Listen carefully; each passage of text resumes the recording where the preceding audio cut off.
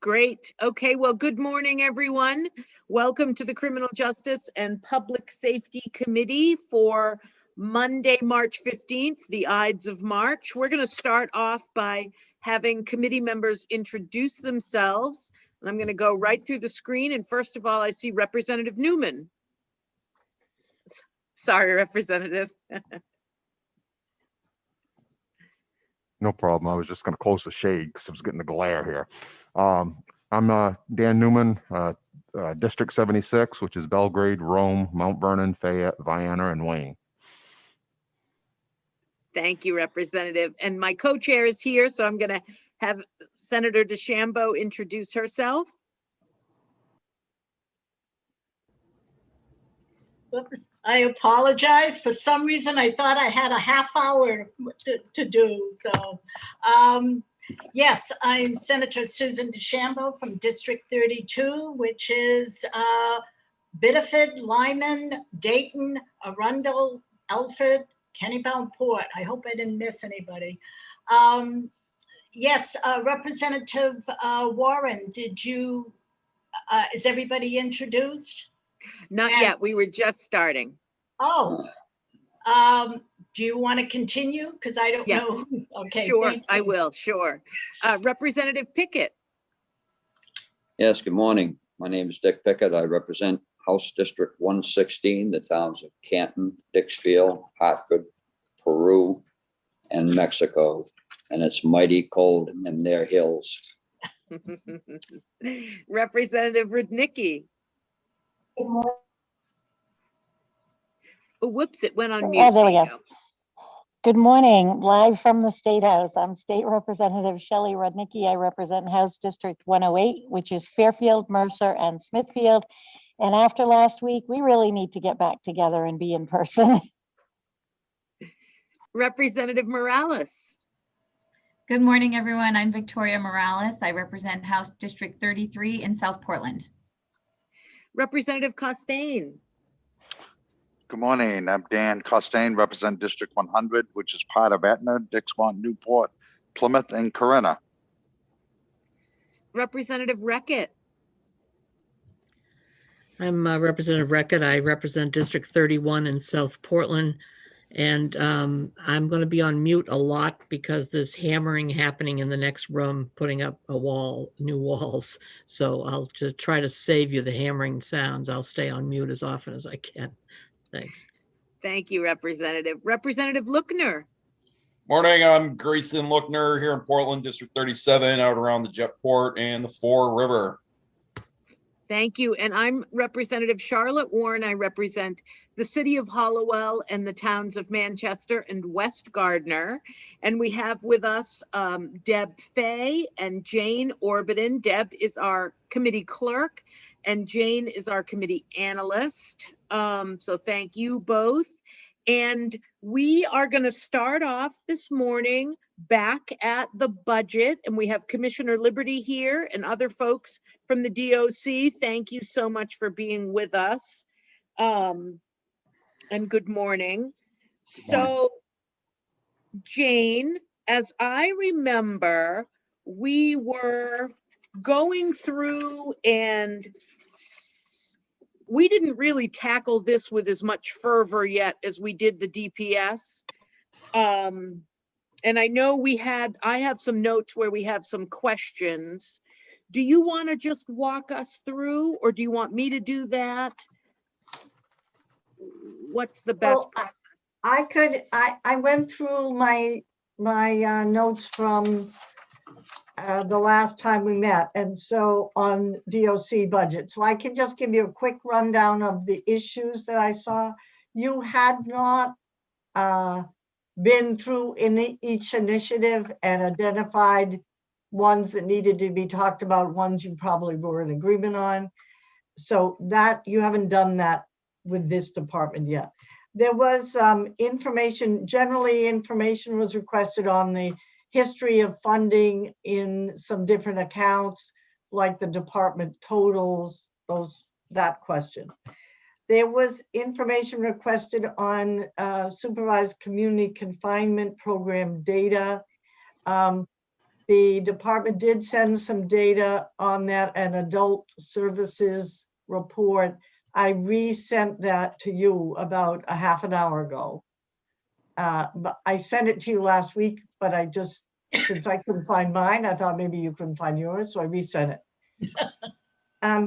There was information requested on the cost per resident for each facility. The department provided that right after the meeting on March 3rd, I think that was, oh no, the 8th, maybe last week. But I can't find that electronically. Anna, if you could find that electronically, can you resend it to the committee right now? Would that? Let me take a look. Okay. And then the only other question I had noted was a general question about increase in personnel costs. That was on page 20, and Scott Ferguson answered that question the last time we were together. So that's all I had. So as far as I know, the department has given you the information that was requested on each of the issues that you identified, except for maybe the overall historical 5-year data. Okay. Great. Thank you, Jane.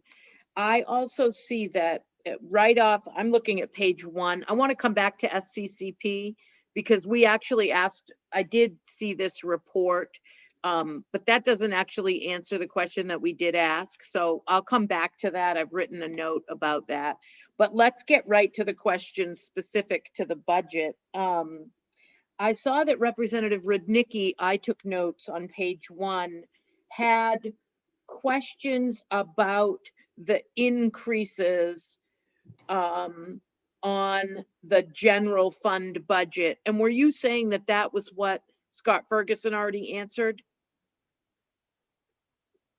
Or was that a different piece? Sorry. I think he answered the question about in general what amount of personnel costs contribute to increases. But you're right, there was a question about the additional half a position from 2021 to 22 and the $400,000 increase in costs. Madam Chair, if I may. Yeah. Yes, please. Thank you, Jane. Please. Thank you. So we have a worksheet here internally, and Associate Commissioner Yeton is prepared to go down through those questions and answer those for you, if you may, if she may. That would be wonderful. Great. Does Representative Rudnicki, does that work for you? And then you'll ask your question after? Wonderful. Thank you. Okay.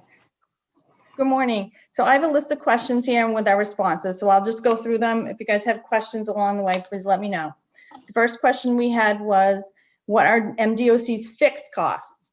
So approximately 70% of the MDOC's budget is personal services. This includes salary and benefits. That's an existing fixed cost. We also have approximately 6% of our budget within our all other account. This includes food, fuel, utilities, other supplies like office supplies, educational supplies. These are also considered fixed costs. Approximately 24% of our budget is within all other, that would be contractual. So these are at the department's discretion here on what contracts they want to enter into. These contracts include medical, waste services, preventative maintenance, our offender management database, and a lot of our juvenile contracts. So that was the description on what the fixed costs are. The second question that you guys referred to just recently is regarding the increases in the personal services throughout the budget.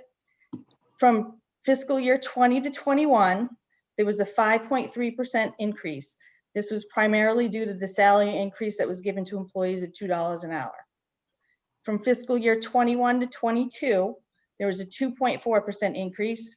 And in FY 22 to 23, there's a 1.9% increase. We did consult with the budget office, but they were unable to provide us a detailed salary and benefit breakdown of these costs. But these costs do include salaries, so it would be cost of living increases, merit increases, stipends, longevity pay. Those are things that are beyond our control. Those are just built into the contract. They also include increases in benefits to include insurances, health, dental, workers' comp, retiree health. If any more detailed information is asked, we would have to consult with DAS, but budget was unable to give us that information. The third question, excuse me, that we have is regarding our per capita information. The DOC calculates annual per capita costs by calculating facility-only expenses. It's not the entire budget for the department. So these are just concentrated on the facility budgets. These expenses include personal services, which are those costs associated with position, salary, and benefits, and also our all other, which are operating costs to run the facility, which I mentioned before include utilities, food, medical, and supplies. The facility expenses are then divided by the average daily population for that year to come up with our annual per capita costs. Another question we had was providing further information about our victim services portion of the budget. So the Office of Victim Services has 4 positions in the general fund, which total a little over $346,000 in FY22 and a little over $355,000 in FY23. There's also a position that's fully funded through the Federal Victims of Crime Grant, though this position is currently vacant. We also have 2 additional federal positions that are consistently vacant. They can be found on page 2 of the budget document. We don't use these positions, they're just placeholders at this time. There was also a question on the other special revenue for victim services. This $14,974 is associated with fees with the Certified Batterers Intervention Program. The CBIP collects fees, which are then utilized for trainings and other outreach programs to reduce domestic violence. The 5th and final question that we have was asking us to provide clarification on the Justice Planning Statistics section of the budget. This section is specific to personnel and programs associated with federal juvenile service grants. It is not, as the name may suggest, a data research arm of the department. The general fund personal services includes partial funding for a position associated with compliance monitoring of the Juvenile Justice Advisory Group. The general fund all other is general office operating expenses as well. The federal expenditures position includes the other half of the partial funding for the position noted in the general fund line. Federal all other includes funds from federal grants. The amount listed is strictly just a placeholder. It's not reflective of the actual unobligated amount currently in the program. Those are what we did have for responses for the questions. If you have any other questions, I'm happy to answer.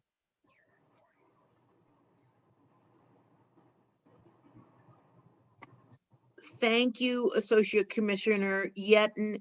Could we get that in writing? Could we get what you were reading from? I wasn't able to catch everything as I was note taking. Sure. Great. If you send that to Jane, she'll make sure all committee members get it. Thank you for that. I saw Representative Rudnicki and then Representative Pickett. So my question still goes back to on page 1, the significant increase. I went through and looked at all the personal services on different lines and figured it out. I get a $2,000 or $3,000 per person increase. What I'm having a problem with was over a $9,000 per person increase under the administrative part of that. Could you explain why it's such a significantly higher than the other sections? Because the other sections, they look 2,000 to 3,000. I can see the, different types of that, but that's the one I have the biggest concern with. Thank you.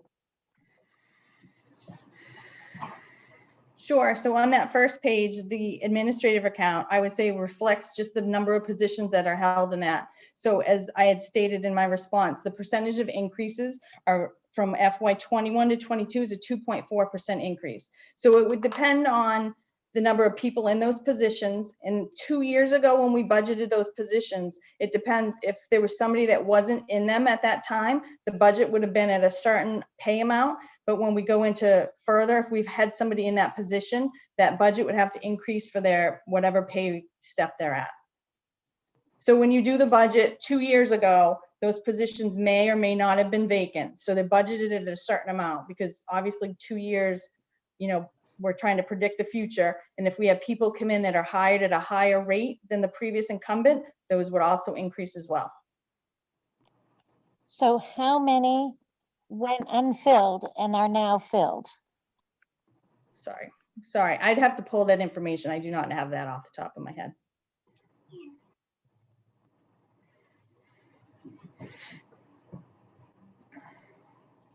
Are you saying you will pull that information? We can do Okay. that. Thank you. Great. Representative Pickett?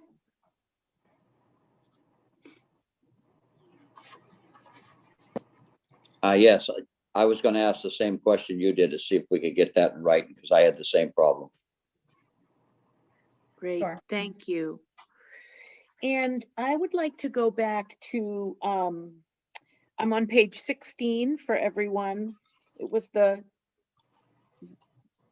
final figures you just gave us about justice planning projects and statistics.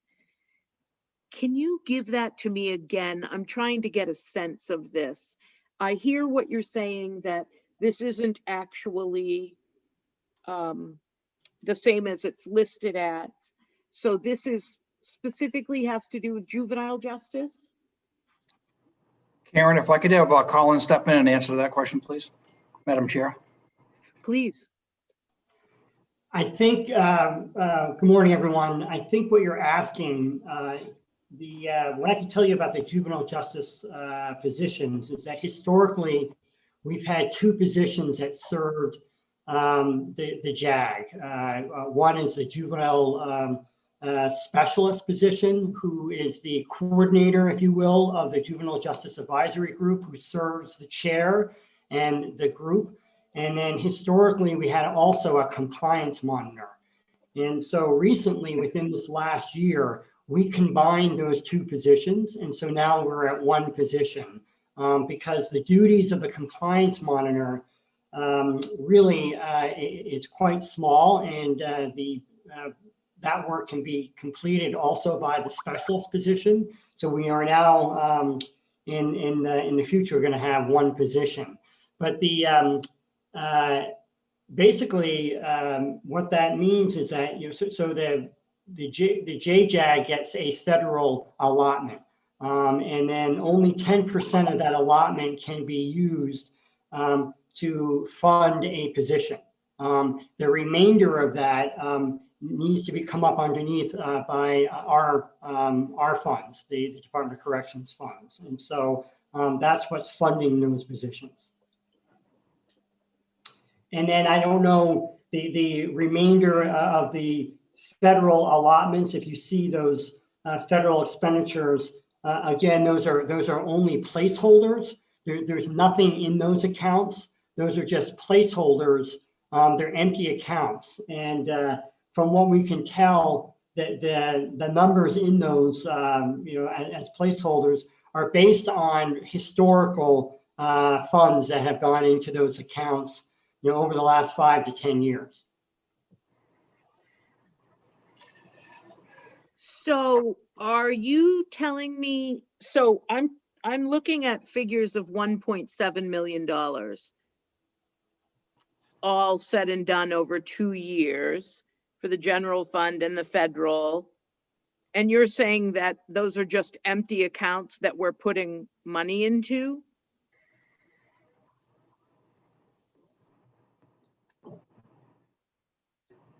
Oops, you're on mute. Sorry about that. The general fund is our actually money that we actually spend for the position. And then the other, the federal expenditure piece is those are empty accounts.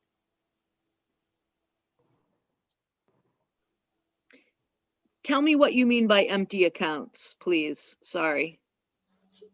Colin, would you like me to take this? Yeah, please. Okay, sure. So when you see the federal allotment amounts and also the special revenue accounts, those are just placeholders based on what we expect to receive in those accounts, whether they're from federal grants or other revenue that is coming in. They're all historical, and sorry, the numbers are not pinpoint accurate. So when we receive, if we were to receive more money in those accounts, we would have to go to get a financial audit in order for us to be able to spend that money. So all this does is puts money in our allotment. So that way if Colin gets some more grants to be spent, we have the allotment there, so we're able to spend it. If we don't put these placeholders in our budget now, every time we got any federal grants, we would have to go to the budget office and do a financial order in order for this to allow us to spend some money. Got it. Okay, thank you. That clarifies it.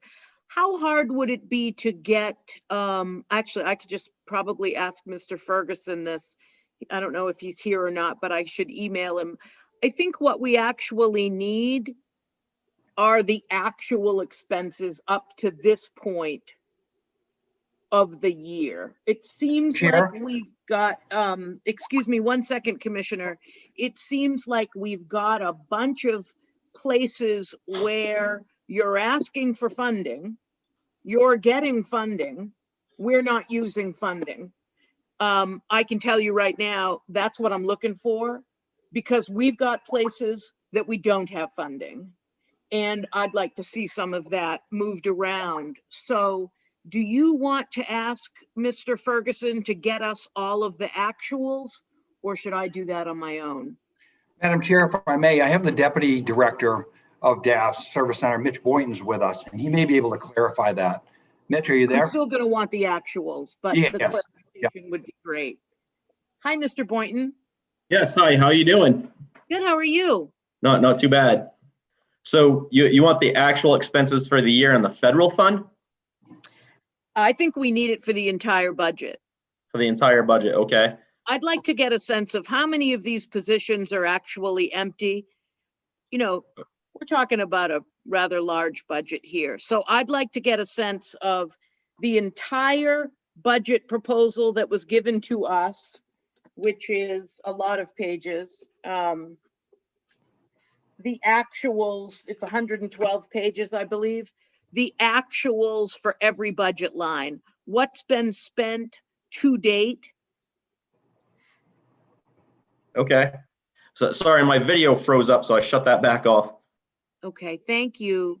That would be wonderful. And I don't just want it for me. Please, may I have it for the whole committee? So you might get that Excel spreadsheet. When I've gotten it before, it's an Excel spreadsheet which shows requested, appropriated, I can't remember the term, spent to date. I think the committee, the entire committee needs to get a look at that. Okay, Thank you very much. we will get that for you. Thank you. You're welcome.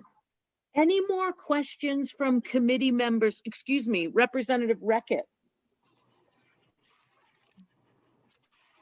I'm, God, is my video on? Anyway, I am thinking to myself around this question. And it seems to me that to take the entire state funded and federally funded amounts and clump them together is less significant than if we take the state funding, what was budgeted and what happened and what might be vacant, and to look at the federal as to what was set aside and spent and what was set aside and never spent. I mean, I think that if you don't separate the federal and the state, it makes the whole issue of financial orders really confusing, I think.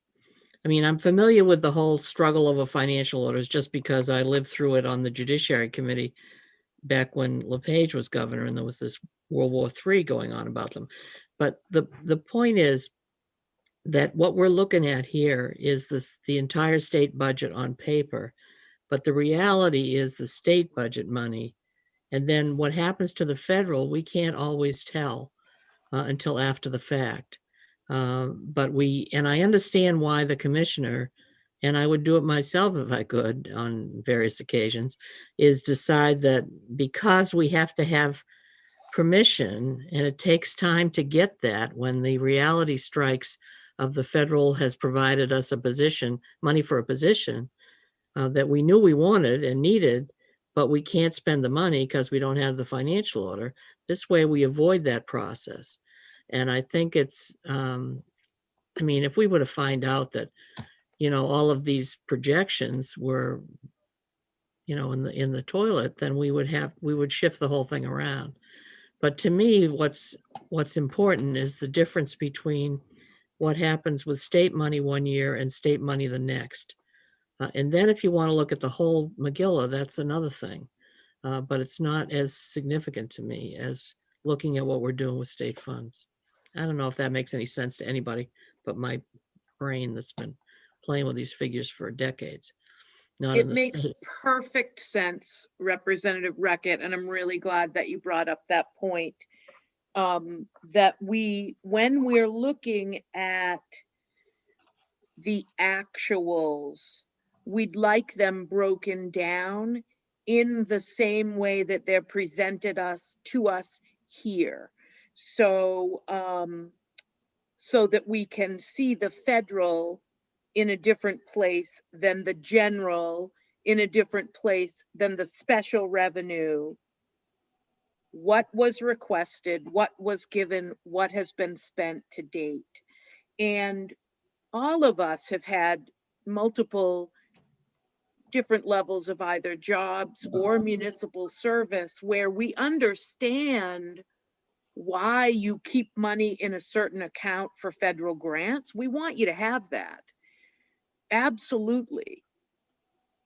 But at some point you have to also look at how have things changed? And really we haven't done this. The last time that, you know, the GOC or OPEGA really took a look at these budgets to see what has changed is a decade ago. And what we continue to do is this process. We just add more and more and more and more, which may be fine. We know that prices go up. We know that costs go up. But it might be a good time for us to look and do some shifting, right?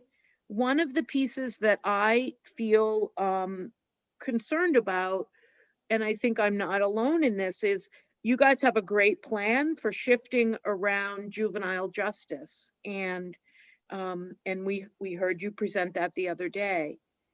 And that 1.2 million that's going out to the regional care units is again great, but it's for current system impacted youth.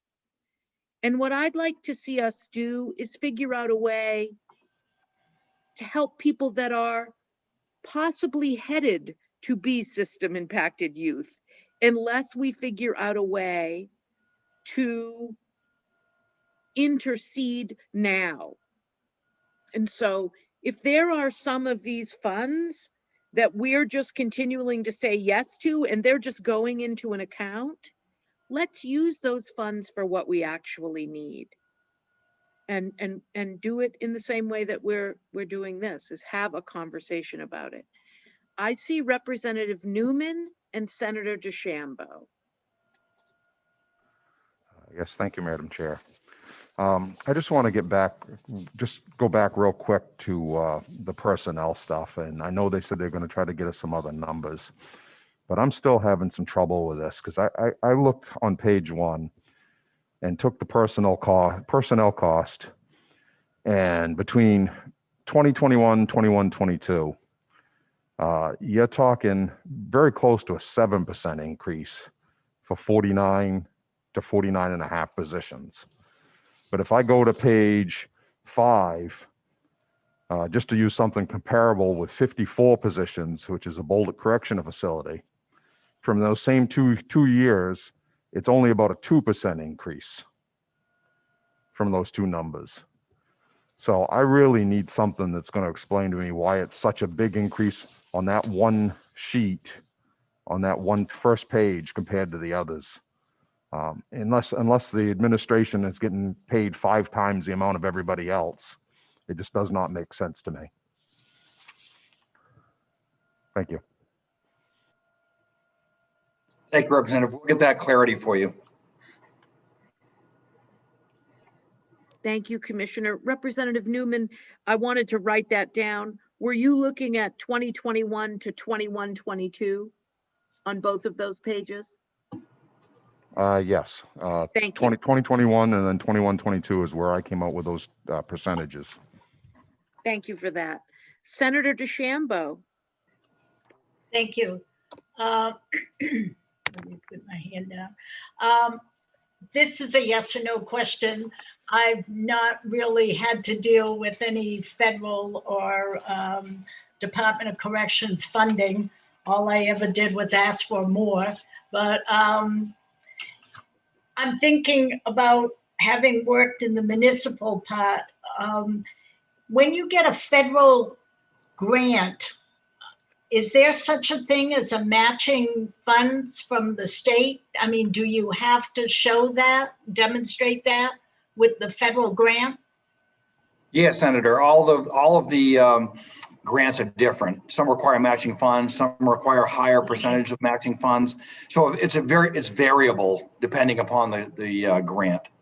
Well, I suspected that, and that's where you get into the weeds trying to mix that up. Okay, thank you very much. Yes, sometimes that financial, sometimes it's in kind with personnel. It varies. Representative Reckitt.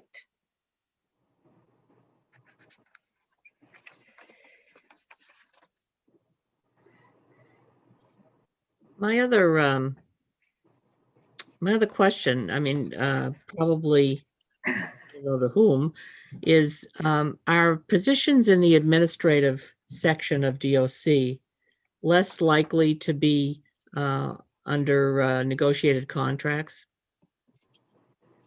Because that could also explain the difference between the increase over the years in a place like Bolduc, where I assume most of the employees are under union contract, but I doubt that the commissioners under union contract or the deputy commissioners. I don't know that. So my question is there a difference in the kind of pay scales in administration than there are in the ones that are particularly contracted? Yes, Representative, I think that would be correct. There's a higher percentage of confidentials that reside here in central office than would be normally in a facility operation. That's correct. But we do have a variety of union folks here also. But that could be one of the reasons why the difference is higher. Yes, that's correct. That could contribute to that. Commissioner, I'm trying to explain to Representative Newman.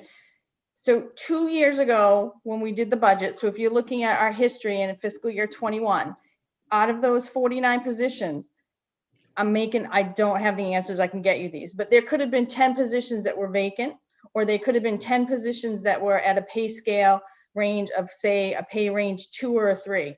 When we budget for FY 22 and 23, if we hired a new person, maybe we hired them at a higher step because they had more experience or they came in, with, better qualities, we would hire them. Maybe they started at a pay range of step 7 or step 8. So that's where you're going to see the variance between 1 year to another if those positions were vacant in the previous biennium. I don't know if that helps explain it. Because when we do our budget, we can't budget. We go by who's in the position right now. So right now in our FY 22-23 budget, we're budgeting on people that are in those positions at this time, if they are. If there's no one in these positions at this time, it's budgeted at a step 3. 2 years from now, we could hire different people because we fill those positions, or maybe people have left and you'll see, someone that might be at a step 8 now, but they retire. We hire a new person in 2 years, they come in at a step 1 or 2. So that's where you see the fluctuation. So it's not a specific given percentage increase. It depends on who is in that position when we budget. So when you look at this total budget, it's pulling up all the employees in the department, whether it's vacant or filled now, but that's based on that person right now. It also depends on what their insurance rates are, because you could have a person that has the full insurance for health, maybe they have the family plan, so the department would pay more.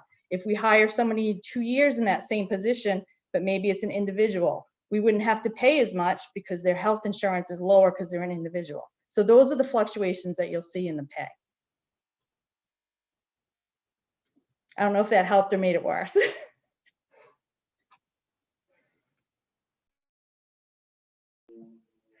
Representative Newman, did you want to respond? And then I see Representative Pickett and Representative Costain. Yes, please. Thank you, Madam Chair.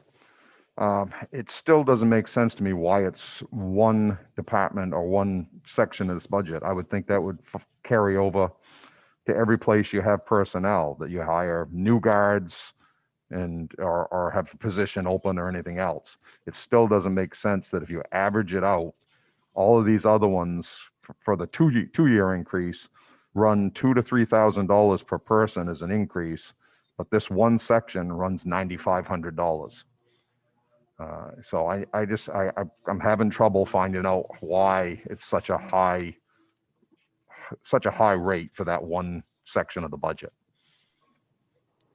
Thank you. Representative, we'll get that information for you for our next session. Thank you.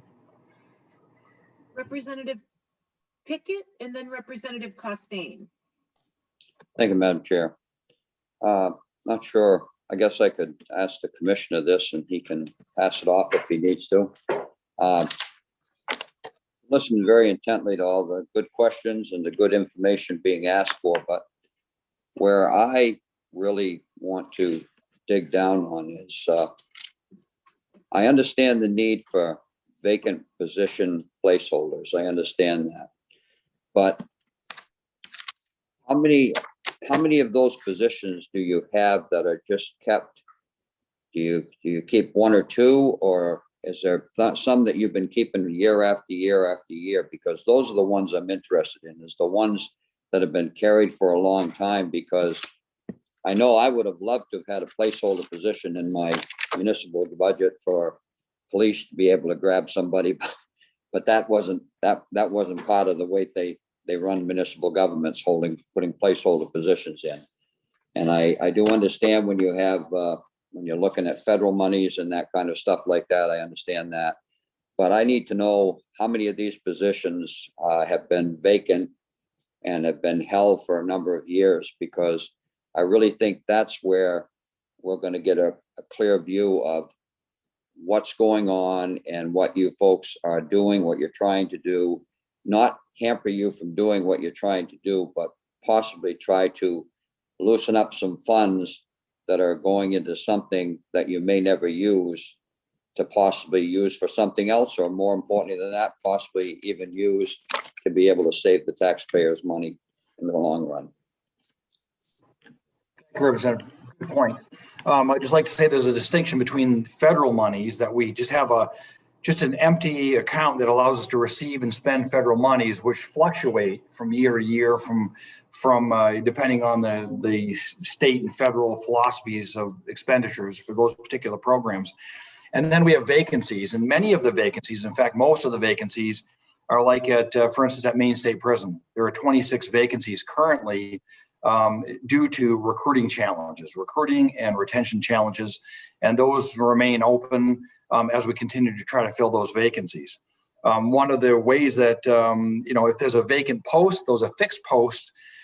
To give you an idea, if you go into a unit, you need a position there. You may need 65 to 70 people to run the Maine State Prison for the day, depending on the day and the activities. If there are vacancies due to recruiting and retention issues, and we're down, that shift commander is down 7 vacancies, positions for that day, they have to hire overtime.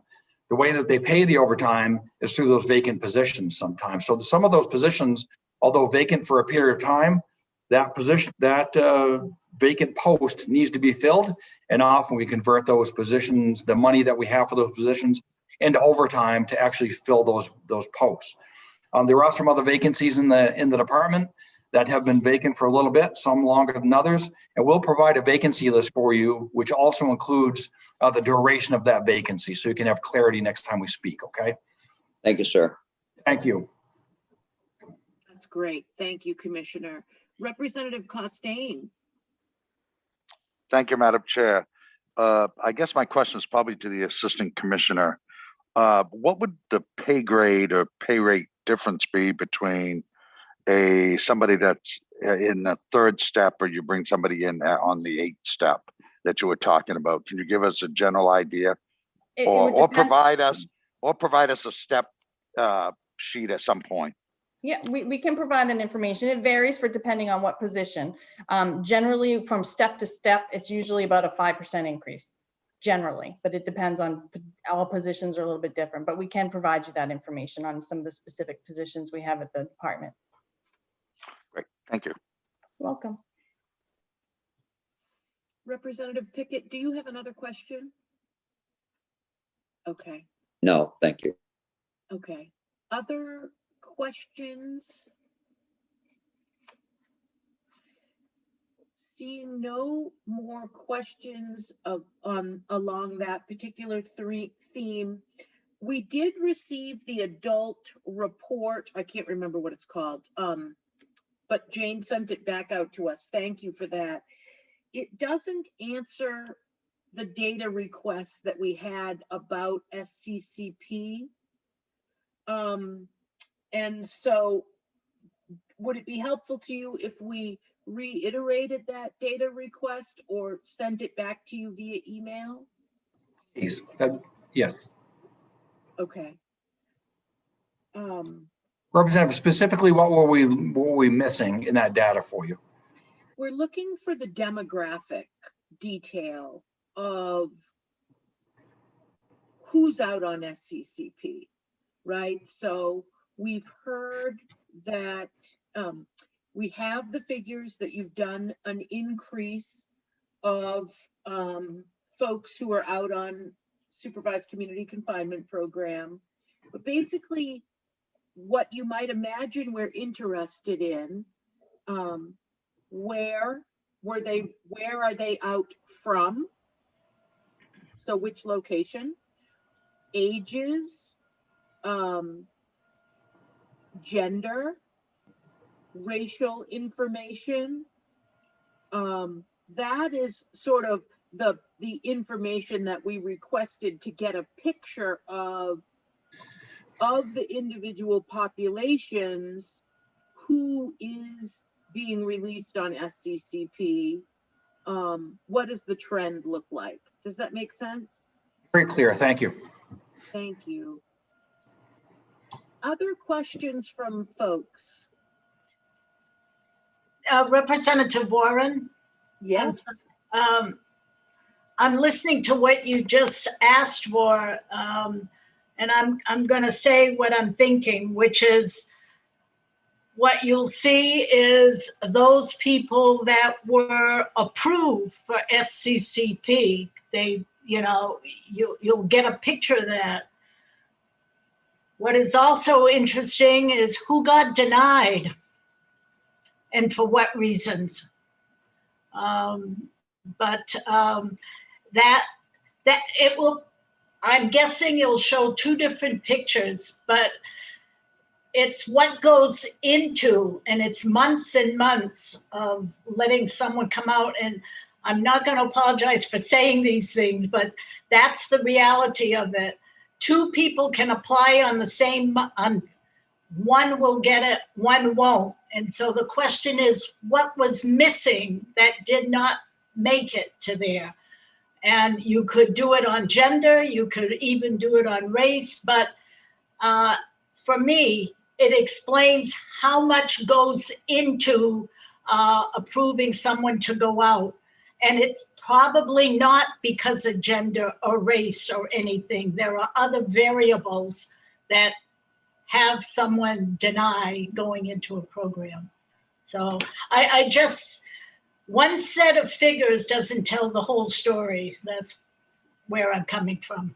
Madam Chair, if I may. Yes, please. What I could do for next session, possibly Wednesday, is I could actually bring in Ben Beal and he could speak for a moment of a bit of that process, if that would bring clarity to the committee. I think that sounds wonderful. Thank you. With the data. Absolutely. Thank you. And I think Senator DeChambeau brings up a good point. Let's include in the data request data about what are the demographics of folks who've requested to be on the program, and who were denied. So that I think what the And senator- why? What was the barrier? What? Thank you. Okay. Thank you. Sounds good. I'll get that data and we'll have Director Beal on next time we speak. That would be great. Thank you. I Thank you. saw Representative Reckitt, Senator Searway, and Representative Morales. And I think I have that order right. Apologies if I don't.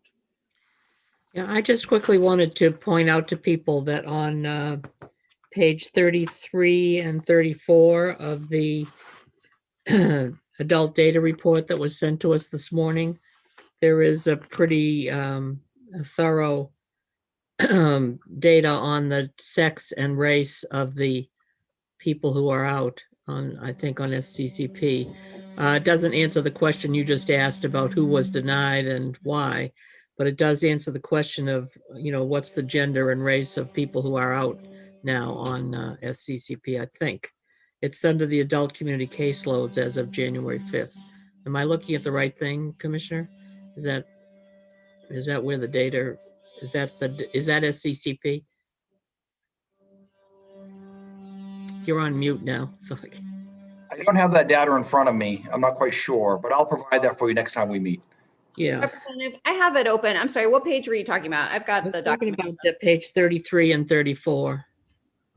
I think that half of the data that we're interested in is there already. I didn't want you to have to do more work if it's sitting right here in this report. That was the reason I asked. I'm pretty sure that's the gender and race data for the people who are now out on probation. SCCP community. I think it's SCCP. I get confused with all the letters, but The SCCP data is on page 29 of the document. okay. So is this probation document that I'm looking at and thinking? Yeah. If you're on page 33, you're looking at probation, yes. Okay. All right. Thank you. I'm sorry I got that confused, apparently.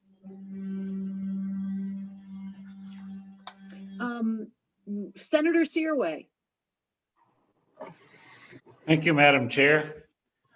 I just had a question for Colin. I know that, you know, you're doing some great things here for the juvenile system, and I didn't know what the needs are that you may have looked into for resources.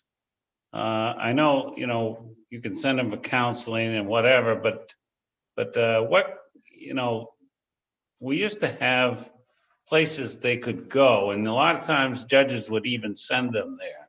And I didn't know what your needs would be if you had to choose one or two resources that we could look at to have that they could send them to. You know what I'm saying? Yes, I think I do. I think, you know, it's really the way we look at it right now, Senator, is based on a continuum. And what we try to do is really look to the least restrictive place in the sense that it's pretty dramatic when a young person is out of their home. And so when we look at community programming, we try to really have kind of an expansion of a continuum that starts with home-based treatment, right? And so we really want to support therapy, home-based therapies, what we call there's functional family therapy, multi-systemic therapy. Those are really evidence-based therapies that work well to keep the young person at home. And if a young person has to be out of the home, then we wanted to do it for a shorter period of time. And so, you know, to answer your question, one of the areas that we think that there are some gaps on are some of those shorter term stays. You know, recently we beefed up some of our contracts with the shelters for shorter term stays to take our kids in, you know, and that's anywhere from a week to 3 weeks and all that. And so everything in between that is what we look to do. And just to, again, it's our commitment to try to keep kids out of being taken out of their home at the times when they do. It's a crisis stay or some stabilization, that piece of it. And so that's kind of what we look at. Madam Chair, if I may. Please. Colin, would you speak to the work that the HHS has done and elevating the reimbursement rates to increase the functional family therapy and the therapy that happens in the community prior to as a diversion? Yeah, I think some of the great work that's happened with DHHS and OCFS is really looking at those types of services, and are they being reimbursed at a sustainable rate? And so recently, those particular services, MST and FFT, got a rate increase. I know that OCFS is also looking at other mental health treatment programs for the same. And I don't know. I'm not an expert on that, but I do think that is a huge step in order to kind of buttress the work that gets done out into the community.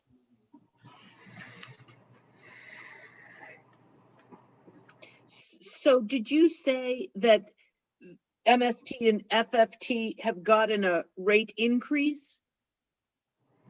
Thank you for that. Yes, I did. Okay, thank you. Representative Morales. Thank you, Madam Chair. And thank you, Colin, for that information. I was not aware of that, so that's great news.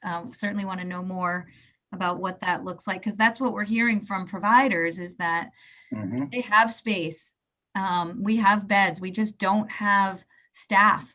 And we also have policies in place that allow folks to eject young people fairly quickly when there's an issue, behavioral issue.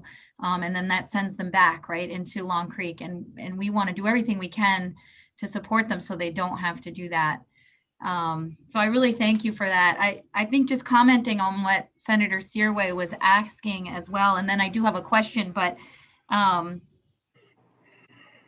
the things that what we're finding out that we're needing in the community, because I am on one of the community care teams and I'm actively weekly involved with trying to figure out how to prevent young people from entering this deep end of the system, is we need congregate settings for young people, and we need to fund that. And we need that to be mental health based, substance use based, with folks who are trained in that. And so it's not a law enforcement focus on that, but really kind of building those young people up, connecting them to their communities. And that's what I'd really, really love to see more of. And that's what the experts who work with these young people are saying they absolutely need. But going back to the SCCP questions, I really appreciate Senator DeChambeau's points about that. And it made me think, I would love it to see SCCP as you have to opt out of it. If you are incarcerated in the main state prison, you don't have to ask to be a part of it. It's almost like positive, a positive approach that we're expecting that everyone is going to be doing well. And then, you don't have to opt in, you have to opt out, and so kind of rethinking, it's sort of a new way of doing discipline in schools as well. I mean, I'm sure the DOE has some great guidance on that. But folks, if they know that they have this opportunity from the very beginning, I think you will find, and I'm not a behavioral health expert, but what I've been listening to folks in the community around psychology is that, folks will understand that they have to do certain things in order to be able to benefit from this opportunity. So I'd love to see something like that. And also looking at what are we looking at with demographics, Representative Reckitt's point about we need that broken down like we have for probationers, I think is really key. And I love that Senator DeChambeau was thinking about gender, race, and age, but I'd also love to see risk assessment, right? Because you guys have testified to us in committee about the levels of risk that the majority of our folks have. And we know that they're mostly low and medium levels and a lot of low level risks that have been assessed. So I'd love to know that of those who have applied for SCCP and then those who have been granted. Thank you.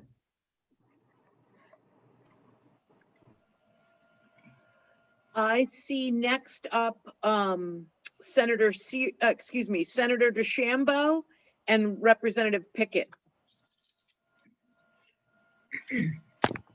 Thank you. I didn't plan to do this again, but I just want to respond to Representative Morales. And this is me thinking, opt out, if that was true, then you would have to hire more staff, much more staff, maybe even a supervised community confinement specialist or what have you. There is so much that goes into just approving someone. You're actually opening the gate and putting them back in the community while they're still serving a sentence. So this is not discussion for the budget per se. I think it's a good discussion for the future to look at supervised community confinement. As far as risk assessment, Representative Morales, that will tell you the barriers of why someone isn't on supervised community confinement most definitely comes from risk assessment, both the tool and the probation officer in the community that does the investigation. And so when you find out why someone didn't get approved, it will basically tell you at one level why they were denied. So I think we can move on with supervised community confinement, okay? But they're all good questions. Thank you. Representative Pickett. Yes, thank you, Madam Chair. Good senator answered my question pretty much because I was just going to say, and maybe I could ask this question. If somebody is looking to be involved in the SCCP program, how do they go about requesting to be involved in it before they ever even get looked at as to whether or not they're approved? Is anybody just denied from going there, from applying or asking about that position right now? Because to me, if everybody is opt-in, then that means everybody has an opportunity to be involved in that program. And I would think that everybody right now has the opportunity to be able to put in for that program, but that's why you have the looking into it and determining whether or not they're going to be approved or not approved and the reasons why. And maybe I'm wrong on this, but that seems to me what's going on in that program right now. And if it is, then I certainly myself don't see any problem with that at all, because that seems like a fair and equitable program and one that's being run sufficiently. But if someone can speak to that, I'd appreciate that. Yes, Representative, I'll take that. So what happens is when people are eligible, they work through the caseworker, and it's all part of the transition plan. And they go through a process with the unit team, with the facility management team, and then they work with classifications director Ben Beal. And he'll when he comes, he speaks on Wednesday, he'll give you a detailed criteria, timeframes, trends. He'll share all that with you along with the data that we'll provide. So then if I'm clear, then no one is denied the opportunity of working toward that and having that. There just is a process of how they get to that, correct? That's correct, Representative. Thank you. Other questions? Madam Chair, if I may. Yes, please. Just wanted to make you aware of a project that we're working on as it relates to, I know the interest of the Committee of Transitional Housing, and pre-COVID, we had initiated a program up in the Dorothea-Dix area, buildings in fact, and it looks like we're negotiating now for a lease, and we're going to be working with HHS and community partners for probably a 30 to 35 bed transitional sort of an operation for individuals in the Bangor area. So that previous space had been used for a like sort of an operation. It's all approved by the Marshal Service. Would take little to get that up and running, but I just want to make you aware of that, and I'll give you more details as they evolve. But I can certainly see that I'm encouraged by the progress that we're making in a 35-bed facility, partnering with people like Bruce Nodden, the Prison Reentry Network, and others in the area that are doing so much good work and providing an opportunity probably to expand our SCCP project, giving them the housing and the opportunities that they need if they don't have that on their own. So I just want to make you aware of that. In the coming weeks, I'll have a clearer, more defined sort of picture how that looks. But we're looking at using our pre-existing positions and resources to do that, in keeping with your philosophy of reinvesting some of the assets that we already have to work in the community and provide that transitional opportunity. That is really good news. Let me just ask a quick follow-up, and I see you, Representative Lookner. May I? Okay, thank you. Commissioner, thank you for that. When you say transitional, you mean, okay, so you said maybe to expand SCCP because one of the barriers to getting folks out is that they don't have a place to go. So that's would correct. it, Yep. okay. Thank you. And we're still formulating what the target population would be. It may be young adults, so maybe individuals transitioning that are young and they have no place. Certainly, a SCCP would be one of those areas that housing is a challenge, vocation may be a challenge, treatment may be a challenge. So that we hear that, we know that, we recognize that, and we know the wish, I believe, of the committee to provide those resources in the community and give an individual an opportunity as a step down from one of our minimums into a transitional housing and then eventually out into the community. And so that's one of the projects that we're working on. I've been working on for a while now, and it's becoming more clear to us the path we need to take. We just need to identify those positions that we currently have. How can we staff that? How can we bring in all of those stakeholders that have a heart for this work? And we can elevate our SCCP numbers, I believe, in doing that. That's terrific. Thank you very much. Representative Lookner. Thank you, Madam Chair. Thank you, Commissioner Liberty. You just started to touch on my question. It's really just how many caseworkers do we have in CCP right now? And then I have a follow-up. Yeah, so those positions are specifically for SCCP. We have caseworkers who are assigned to each of the units. And so they may have a ratio of 50 to 60 individuals in their unit. And as part of all of they do is that transitional plan. And that's part of that. And so it's an additional duty for them. People aren't specifically designated to work SCCP. Okay, so we don't have specifically trained, social workers, case managers for folks who are, well, how many caseworkers total, I guess, is really my question. I don't know the total departmental caseworker, but I'll get that for you. But as I said, every unit has a caseworker, and I'll use the state prison as an example. 64 or so residents in that unit, depending on the level of security. One caseworker doing the transitional in, transitional out, programmatic work, connecting them with the resources on the outside. So it's a heavy lift for those individuals for sure. Yeah, 64 to 1. That's a pretty steep ratio. It is. And what's their training level? Are they like LC? Are they social workers? Are they master's level? No, they're not master's level. And in fact, many of them do not have a degree in health and human services. Many of them are former officers that transition to those positions, know the needs well.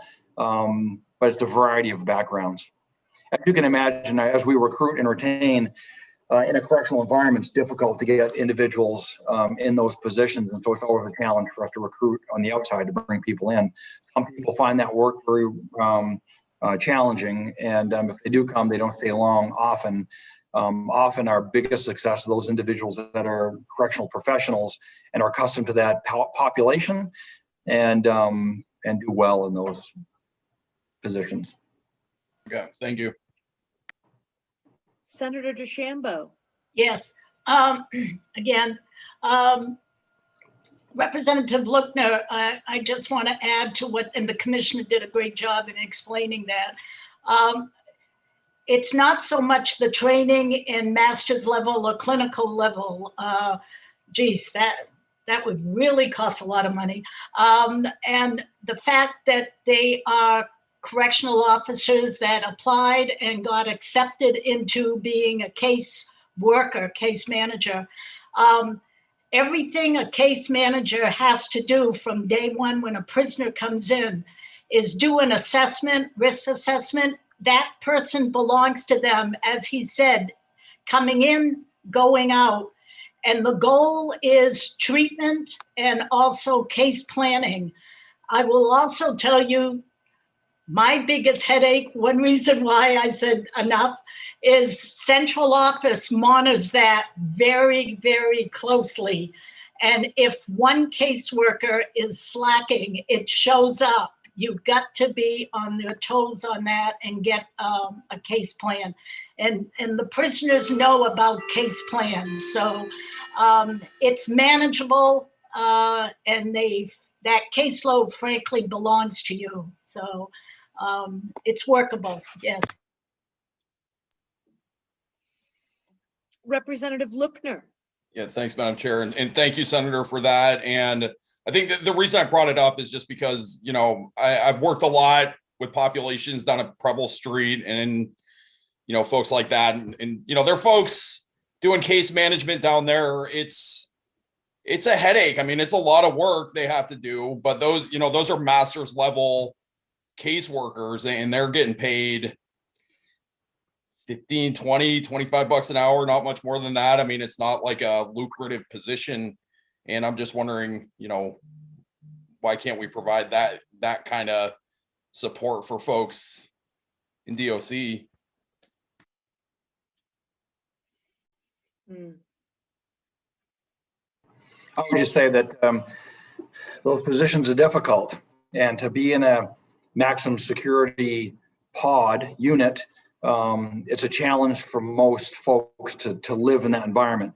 It takes a special person, Senator Susan DeSambo, to make a career, of those positions. It's challenging. It's challenging to have officers that are trained with security and to reside there.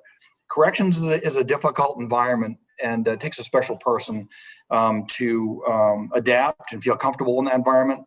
And at the same time, have a sensitivity and a compassion and a humanity to work with these individuals, to have a tough outer shell sort of, but a soft heart to help people. It's a very difficult skill set.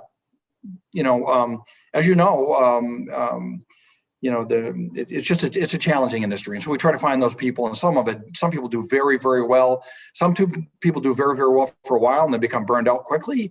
As we know, case management is challenging. And so social work is challenging. My family is full of social workers, and that's what we discuss over dinner. And it's a very challenging industry in itself. Then put it in a correctional setting takes a special person. Commissioner, I bet being warden was a lot like being a social worker, though. Very similar. Very similar. Okay, so seeing no more questions about those topics, really, we don't have a lot of initiatives within the DOC budget. It's a lot of pages, but there aren't a lot of initiatives. Could we, I know we've asked for a lot of information. Let's move quickly to juvenile justice. I know we have a few questions about that. And then maybe move away from this budget and come back at it on Wednesday when we have, is that going to be enough time for you guys to get us the additional information? Yes, we're working it now, Representative. Okay, thank you. Representative Rudnicki. Thank you, Madam Chair. Just real quick, if I could get those, the totals, basically what it was the totals on what you proposed for the last budget, the history that we didn't get yet, just so I have those on the totals for the budget. I had asked for them once before. Yes, we'll get those to you. Thank you. Thank you. Is there a sense, Commissioner, of when the change package for Long Creek, regarding Long Creek and juvenile services. Is there a sense for the timing on that? And is the plan still to do it through a change package? Yes, Madam Chair, and I'm not sure on the time frame how to maneuver that through the bureaucracy of state government. So let us inquire to see what the time frame is on that, and we'll get back to you. Thank you. Okay. Jane, when is our, have we scheduled our report back to AFA?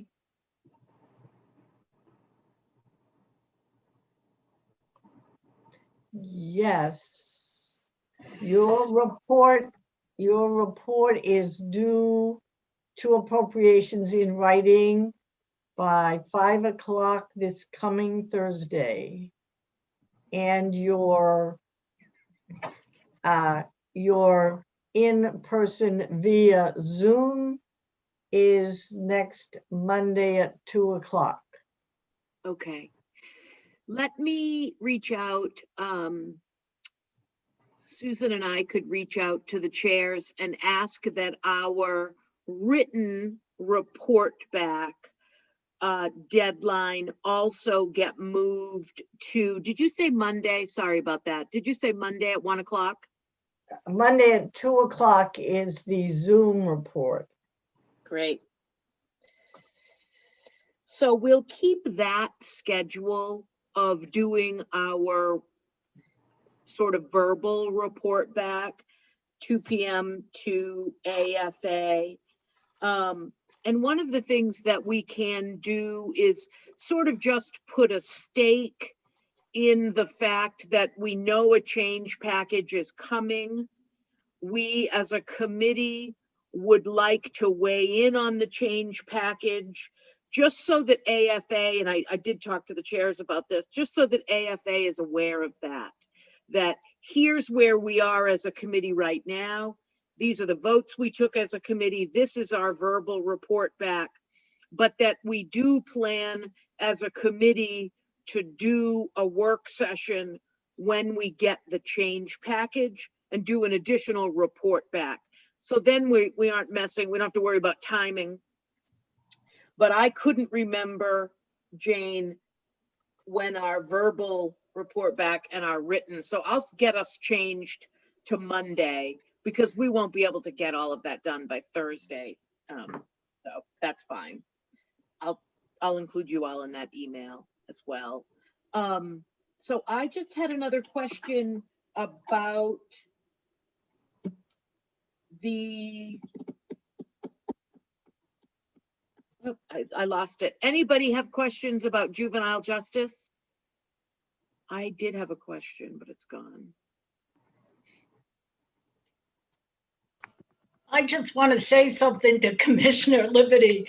I don't have any questions about juvenile justice because every time you show up, there's something new. So yeah, and it shows that you guys have been working for about 1.5 years trying to have the pieces come together. So that's very good. And I like the connection with DHS too. So that's great. Thank you. Agreed. Well, if everyone, and push back if you disagree, we really don't have a lot to vote on this budget. We have under 10 initiatives and a bunch of information to gather.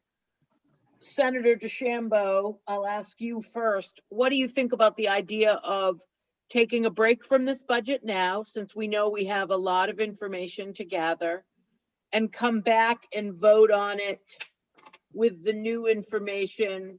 Our next scheduled is Wednesday at 10 a.m. I really would defer to everybody else there. I think we've put out what we're looking for, and we can discuss it more. So yeah. I think it sounds Committee good. members? I think it sounds good. Okay. Any final questions from any committee members before we take a break? Or Jane, do you have anything? Okay. Seeing none. Thank you all for being here with us and providing us with all this information. For committee members, we'll join back again at 1 o'clock for DPS and Department of Corrections folks. Thank you, Commissioner. Thank you. Thank Senator you. DeChambeau. Yep. Here, here's a question for you, Commissioner. We all can't wait to be able to tour MCC MSP. So what is it going to be this summer, this fall, or keep thinking about it? We should be able to. Sooner than Yes, of later. course. Yeah. Okay. Thank you. Thank you very much. See you all at 1.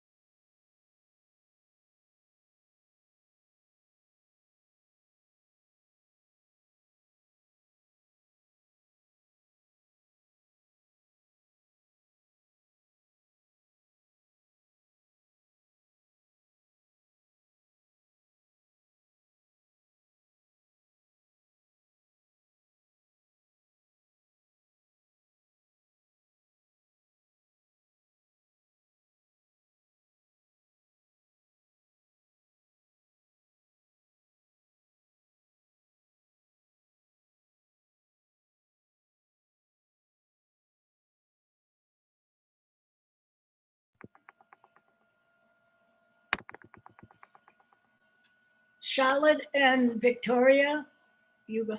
I was reading DOC supervised community confinement, and unless you really know this, it is confusing. On the third paragraph, it says, in order to qualify for supervised community confinement, you have to have a current release date less than 18 months, but you can't go out. And on the bottom, it says, you don't go out till a year. You gotta have a year. So I would have said in order to apply for soup, you've got to have 18 months because it takes almost 6 months to do everything. And then you got a year left. Right. That's a good point. Yeah, great point. Well, the thing I always had a problem with is you can't have any probation violations. It doesn't give a time frame. You could have had a couple of violations at age 20, you're now 45. How long are you going to keep that on the record? So Is that right? I didn't know that. yeah. Well, it's because you are out in the community. So if you didn't do well in probation in the community, you're a higher risk to go back. Yeah, that's interesting. I agree with you. If it's been a long time ago, or maybe it was Well, related it's to a hard to substance use. generalize, Yeah. and that's why it's important to find out what prohibited someone Right. from going out. I would like to see the statistics and that they can do the race, but I would like us to block off the race, look at the reason they were denied, and then interestingly, what was the race? I don't want us to focus on only the race. The issue is who got denied or how did they get denied? Right. I mean, it's not a clear science, it's a policy.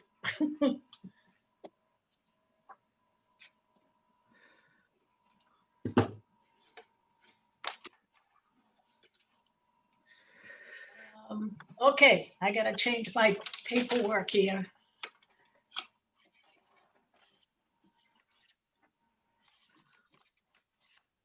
It's, okay, public safety. So we only have a couple of things in public safety. Yeah, we did most of it already. So MD, okay, I know what it is, okay. And I think we received some information over the break from DPS. From who? From DPS, from Jane. Jane emailed it to us from DPS. DCF? Oh, sorry, Department of Public Safety. Yes, okay. Thank you.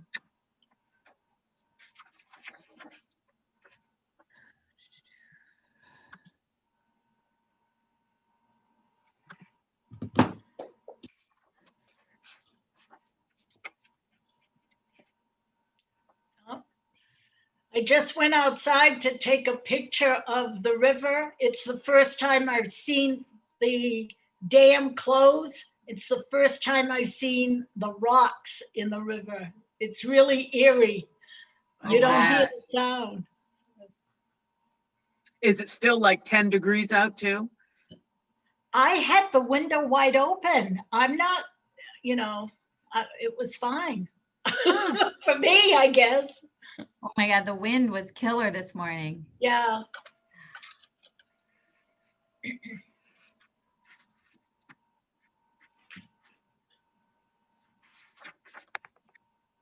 Oops.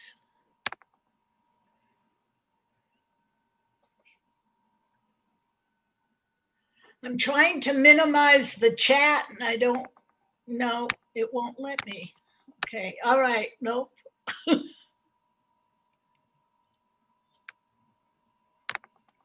Huh.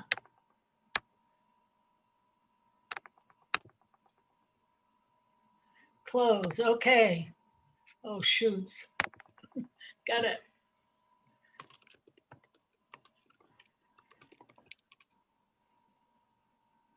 Well, the other guys had plenty of time for lunch.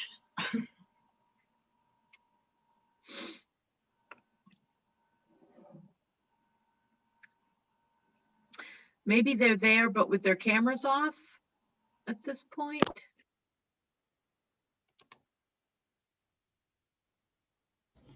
You want me to go check? Do you mind? Nope, not at all. Thank you.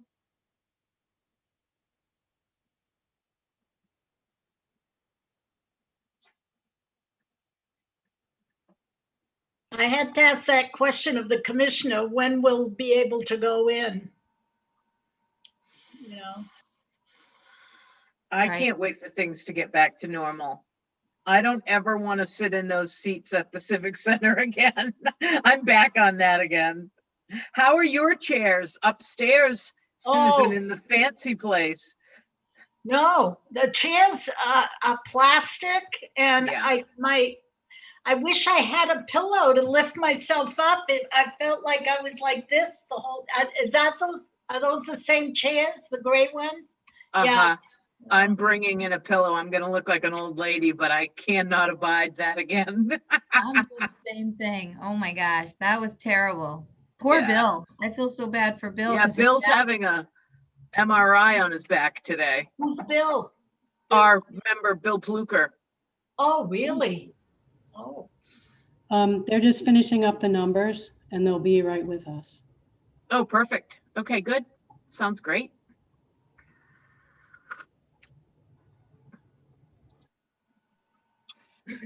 Thank you, Deb.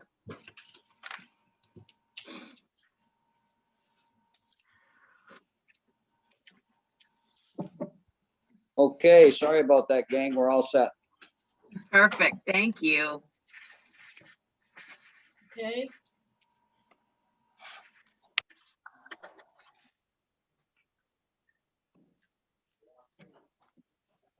Since this is a new meeting, could be new people watching, we're gonna start from square one. 1, 2, 3, 4. Okay, we have a quorum. Good afternoon, I'm Senator Susan DeChambeau, and I will be presiding over this work session of the Joint Standing Committee on Criminal Justice and Public Safety. For those of you who are listening in, the purpose of this work session is for the committee to receive information from staff and others in order for members to consider the biennial budget. And so we will be reviewing this afternoon with the Department of Public Safety. And I will now ask the other members to introduce themselves. I'll begin with the House Co-Chair, Representative Warren. Thank you, Madam Chair. I'm Charlotte Warren, and I represent the city of Hallowell and the towns of Manchester and West Gardner. Senator, do you want me to call on folks, or do you want to do that? I'll look at the squares. Great, thank Representative you. Morales. Can you hear me, everyone? Yep. Oh, good. My picture went away. I'm Victoria Morales, and I represent House District 33 in South Portland. Representative Lookner. Good afternoon. My name is Grayson Lookner. I represent District 37, which is part of Portland, out near the Jetport. Thank you. Representative Pickett. Thank you, Madam Chair. Good afternoon, everyone. My name is Dick Pickett. I represent House District 116, the towns of Canton, Dixfield, Hartford, Mexico, and Peru. Representative Newman. Yes, I'm Dan Newman, District 76, which is Belgrade, Rome, Mount Vernon, Fayette, Vienna, and Wayne. Thank you. Representative Costain. Good afternoon, Dan Costain, District 100, which is part of Etna, Dixmont, Newport, Plymouth, and Corinna. And Representative Rednicki. Good afternoon from the state capitol. I'm Shelley Rudnicki. I represent House District 108, which is Fairfield, Mercer, and Smithfield. Thank you. Senator Seaway. Good afternoon. I'm Senator Scott Searway, and I represent District 16, which covers Waterville, Winslow, Fairfield, Benton, Albion, Clinton, and Unity Township. Thank you. Representative Reckitt. Hi, I'm Representative Reckitt, and I represent District 31, which is the ocean end of South Portland. Thanks, Lois. And now I will ask our policy analyst, Jane, to introduce herself. Oh, Jane Overton is here with us. And I will also like to recognize our committee clerk, Dem Fahey, right here. Thank you. So today our agenda includes an overview of the budget, probably for the third time maybe, of the Department of Public Safety. And we have with us, and welcome, Commissioner Sawchuk. Okay. I will turn it over to my co-chair if she has anything to add before we begin with Commissioner Sawchuk. Thank you, Madam Chair. I don't have anything to add, but I did have some questions about the material that we received, specifically about the computer crimes positions, etc. Yeah. Well, go ahead. Let's start with that. Okay, thank you very much. Hi, Commissioner. Thank you for being here. Good afternoon, Representative. How you doing? I'm great, thank you. Excellent. I just had some questions about what you sent us regarding computer crime. So I'm sort of looking at a few different pieces of paper here, and I know that they came as a result of folks asking you questions. And one I asked you, which was Senator Bill Diamond has a bill that's coming in front of us on Monday having to do with the computer crimes unit. And his bill establishes one new computer forensic analyst position. And I think I remember you saying that that's not possibly where you need workers, but that you actually needed detectives in order for us to catch up on the backlog that we have at the computer crimes unit. Could you just tell us more about that? I'm trying to put all of these pieces together. Yeah, absolutely. I appreciate the question. And, you know, the homework that we had provided, the one sheet was on computer crimes. The second one was on the DNA lab and testing there. And there was an additional question on Maine EMS, emergency medical services for children. So thank you very much for diving in on the computer crimes for starters. So yes, Senator Diamond does have a bill in, and that would be adding one forensic analyst to the unit. And we have had a conversation with Senator Diamond in reference to that. You may remember we did receive some additional funding a couple of years ago to add some positions. A lot of that was on the forensic analyst side. We're very thankful for that. At this point, when we look at our caseload, we think that any new positions would be better served on the investigative side or the detective side. This isn't a bill we requested. This is something that Senator Diamond had put in on his end. And some of the things that I've already touched on, but currently in 2020, we received about 1,100 of these cyber tips that we get nationally. And we were asked about a blue sky number, like how many detectives, how many positions would you need in order to be more proactive rather than reactive? So we had put some numbers together, and that included one sergeant to supervise 7 detectives and 1 planning and research position. And really, I think that those positions would allow us to kind of hold our own. I don't think that's going beyond that to be proactive. But if we averaged out 75 cases per detective, which is a pretty heavy load to begin with, that's the number of positions we would need in order to deal with 1,100 cyber tips in 2020 as an example. Those numbers continue to be ramped up. And we were also asked about the number of arrests versus cyber tips.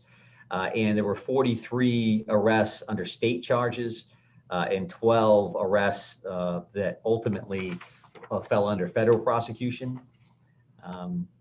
So that's a little bit of background there. I can tell you that 2020 is a poor benchmark as far as numbers go, because it's not something that we were actively out doing search warrants and serving warrants on houses and things of that nature. But it is the most recent year, right? So the cyber tips are very high. The arrest numbers and the subpoenas and things of that nature, those numbers may be off a little bit in comparison to where we would normally be. So we're continuing to look at the numbers and trying to crunch those to see if there's a better way to tell that story, and happy to take any feedback or any additional questions that you may have. Thank you. That's helpful to me.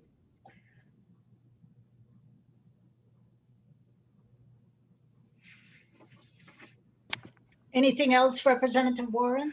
Not right now. Thank you very much. I do see Representative Rudnicki and Senator Searway. Yes, okay, let me, my cheat sheet here. It's Representative Rudnicki followed by Senator Searway. Thank you, Madam Chair. I'm not sure how we're doing it. Are we specifically dealing with the section on computer crimes right now? I just want to make sure I'm asking, I don't jump around if we want to deal in just specific areas. So is that what we want to deal with right now, is the computer crimes? Because I do have a question. No, you don't want to do it now? No. Either. I was just thinking that at the beginning we were asking more of our questions, going over what we received from our questions last time. So I think that's totally appropriate. And then we'll move to the final ones we need to vote on, if that works for you all. Yep. I just had one for the computer crimes before we leave it. Yep, no, we'll let Representative Rudnicki and then, thank you. Okay.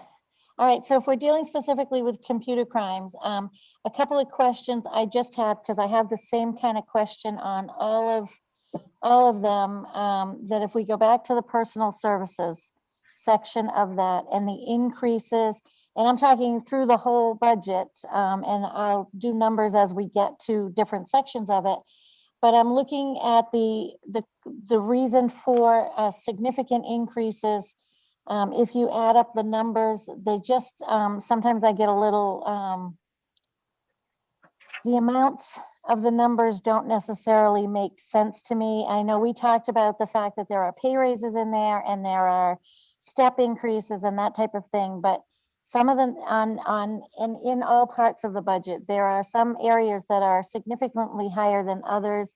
And so that's where I'm going to be looking at with some of these numbers. So to give the commissioner a heads up on, that's where some of my questions are going to come from, because there are some significance all through that. Just as because I just take the total increases and then divide that by the number of personnel. And that's kind of the numbers that I'm using to move forward with this.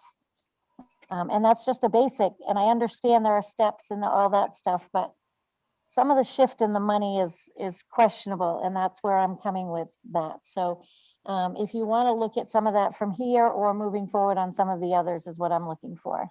Okay. Did I make any sense to anybody?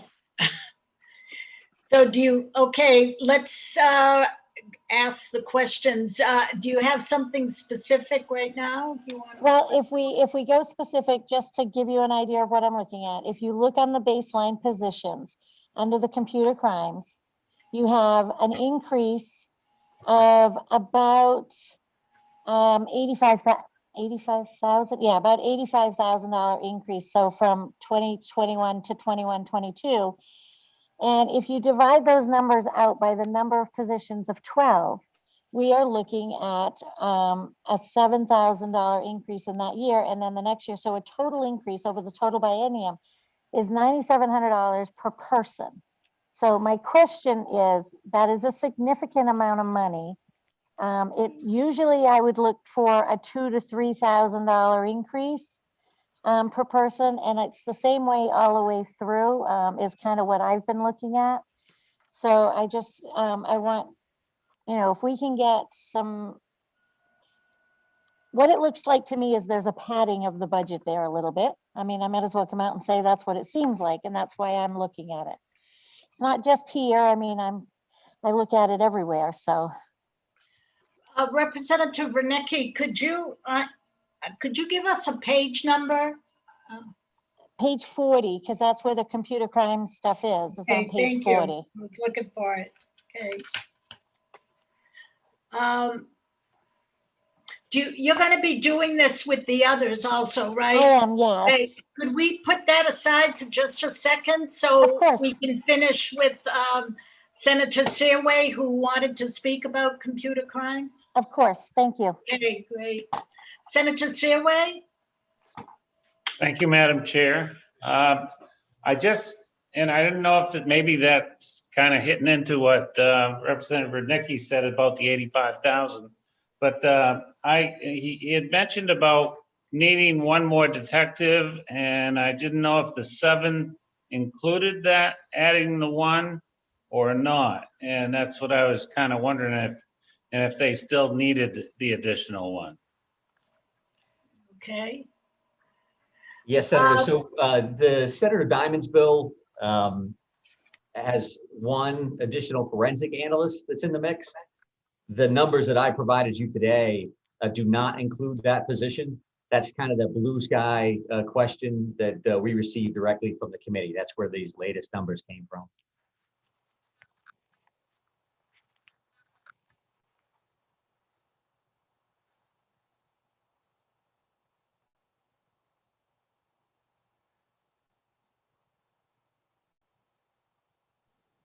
Thank you, Commissioner.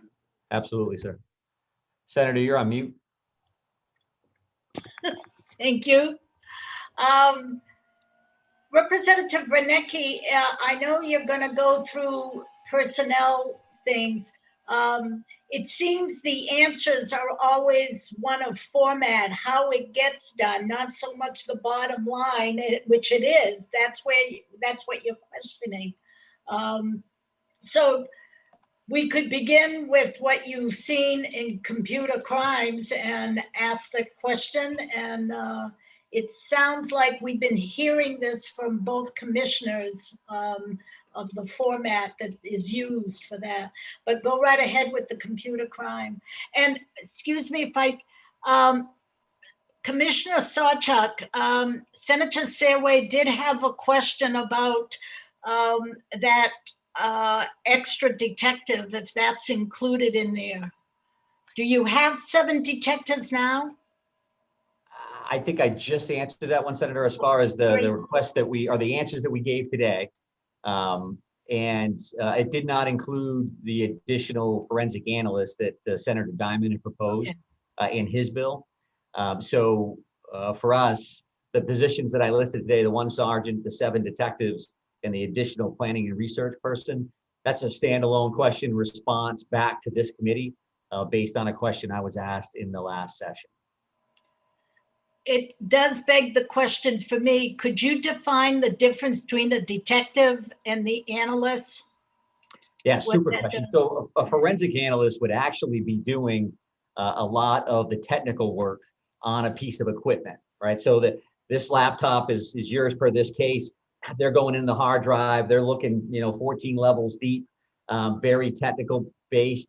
The detective would actually be utilizing the evidence that forensic analyst produces, and then in turn investigating that case and moving forward. That's not to say that detectives don't have a certain level of tech capabilities and certifications, but they really are leaning on the forensic analyst, the computer side of the house, to give them the information that they need to move forward.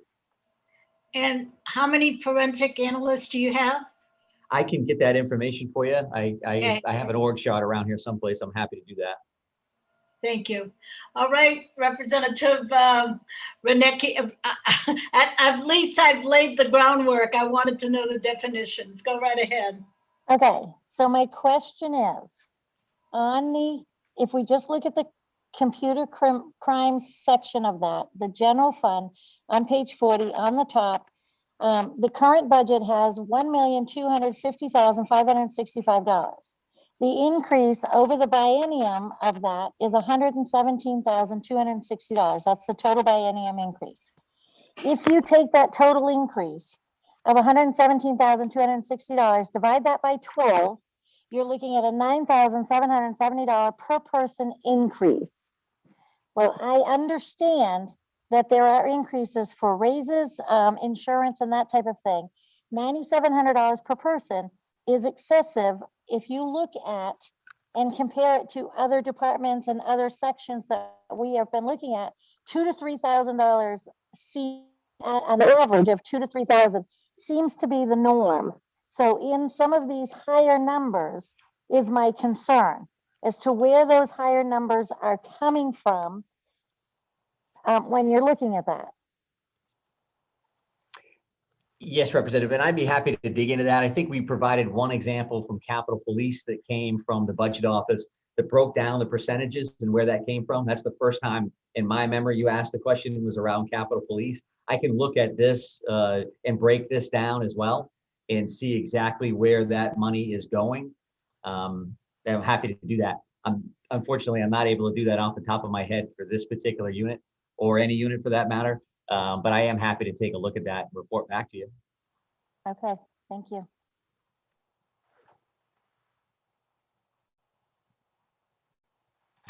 Representative Warren, do you lead the way where we should go next? You're on mute. Okay. Thank you. I am, if you could see my desk right now. So I'm just trying to crunch a bunch of numbers around what I think we need, what I think would help with public safety, which are these investigator positions, detective positions, and the sergeant. So I'm just spending a little time here crunching a couple of numbers. If I might have another minute, and I see that Representative Pickett has his hand up. Yep. Thank you. Representative Pickett? Yeah, thank you, Madam Chair. I was just going to say that would be helpful to kind of have the same breakdown like the commissioner is talking about doing for, like we did, because we had DOC do the same thing. I think that'll be very helpful for us going through this when we make the final analysis. Thank you. Okay. And I think Representative Warren, I think on the second page of that computer crimes, the numbers should be broken out for you already. If that made the cut, there is a little sheet there that. Yes, I have it. Thank you. Okay, that's not okay. Yes, thank you very much. I definitely appreciate that. Just to follow up what Representative Pickett was saying, Commissioner, we asked Commissioner Liberty at our morning session to get to us, and I know it's a short turnaround time. Our plan is to vote out DOC and DPS on Wednesday. As you know, you'll be back with us again. And we've asked, and DOC is providing to us their entire budget, what was requested in the last biennium, what was received, and what is spent to date. In each bucket is how I'll refer to it. I guess I should use the term budget line, and broken down in the way that we talk about it here, or more specifically in the way that we're voting for it here, by general fund, federal, and special revenue. Does that make sense? So we're trying to get a sense of, and we understand that when you're running a department, you may leave certain positions open that are not filled for a little while, but you're still requesting and receiving that money from the general fund. We understand that that's a practice, that's normal budgetary practice, and we understand why. But we'd like to get a sense of where that's happening. So that's why we're asking, and I don't know who your service center is at DAFS. For DOC, it's Mr. Scott Ferguson. Who's your person, Commissioner, at DAFS? It would be Elise Jordan would be our representative out of the service center here for DPS, but Great. obviously it's a much broader team beyond Elise, but. Sure. Representative, these are specific to positions or the overall budget? Overall, so everything that you gave us, that what we're looking at is, basically every department, we look at a request from you, right? So we have history 2019-20, history 2020 and 21, right? And we have it broken down into what was funded by general fund, federal, special revenue. What we'd like is also, Excel would be best, I think, but what are the actuals? So here we are, a year and a half into the biennial, right, of the 1920, 2021. We can see everything that you got, and we'd like to have matching, what have you spent up till today? Okay. Does that make sense? Yes, I believe it does. You have everything but the actuals. You would just like us to capture that in an Excel just to give you the update on where we are in the last biennium. Right. I think what it'll help us answer a lot of the questions that we have. So specifically, we're looking at these pretty large jumps in certain places, as Representative Rudnicki asked you about and Representative Pickett asked you about. And in some cases, the answer is that the reason the jump is so large is just because the position was empty for a while, right? Those positions were empty for a while. And we'd like to get a sense of where that's happening. Okay. Does that make sense to you? I normally wouldn't do this, but Kendra, you want to pop on and make sure that we have an understanding about where we're going? I'm bringing the brains of the group onto the screen here so that we don't jump off and then I'm trying to explain it. Does that make sense to you? I think I've got it now with just the actual, but. Yeah, good afternoon, everyone. Yes, that does make sense. We'll get that. I'll work with the service center to get that for you. Thank you very much. Thank you. You're welcome. And I see Representative Rudnicki, Senator. Yeah, Representative Rudnicki. Oh, thank you, Madam Chair.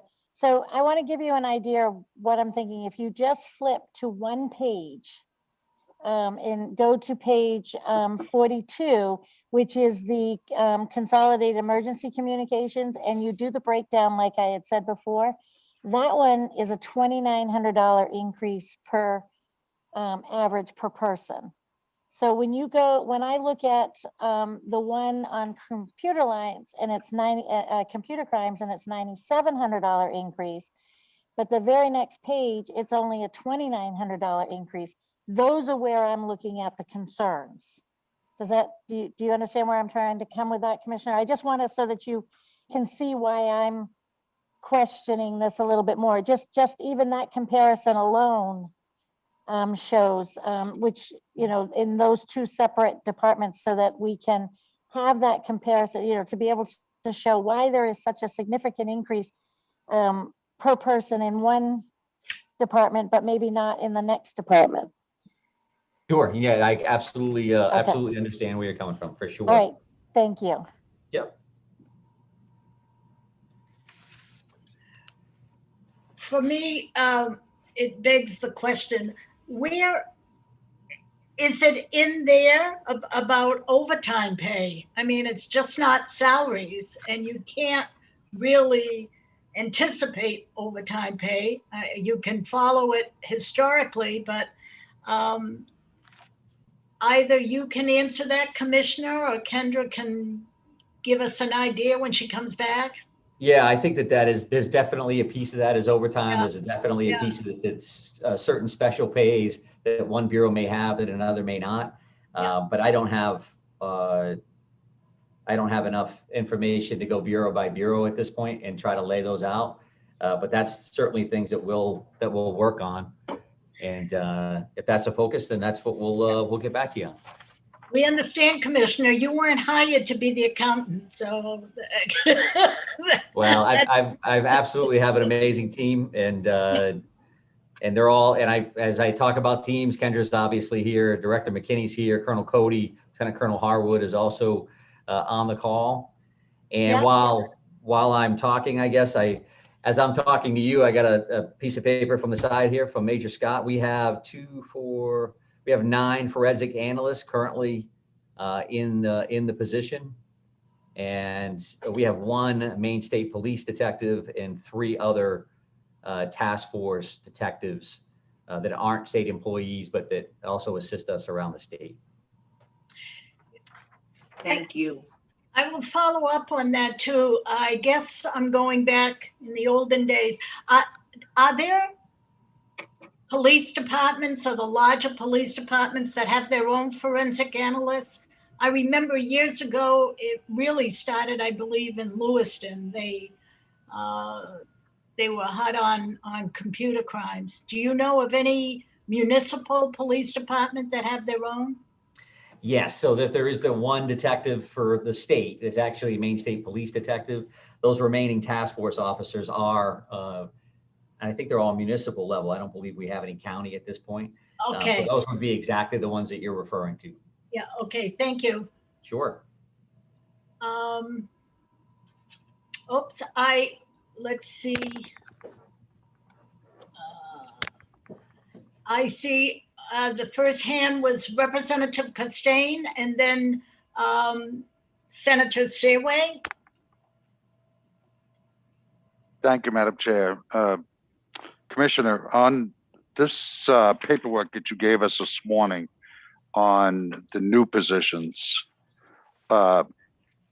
these new positions are not in the budget, correct?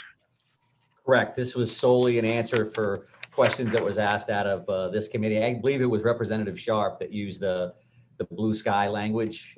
These are not budgeted items, sir. Thank you. Follow up. Yeah, go right ahead.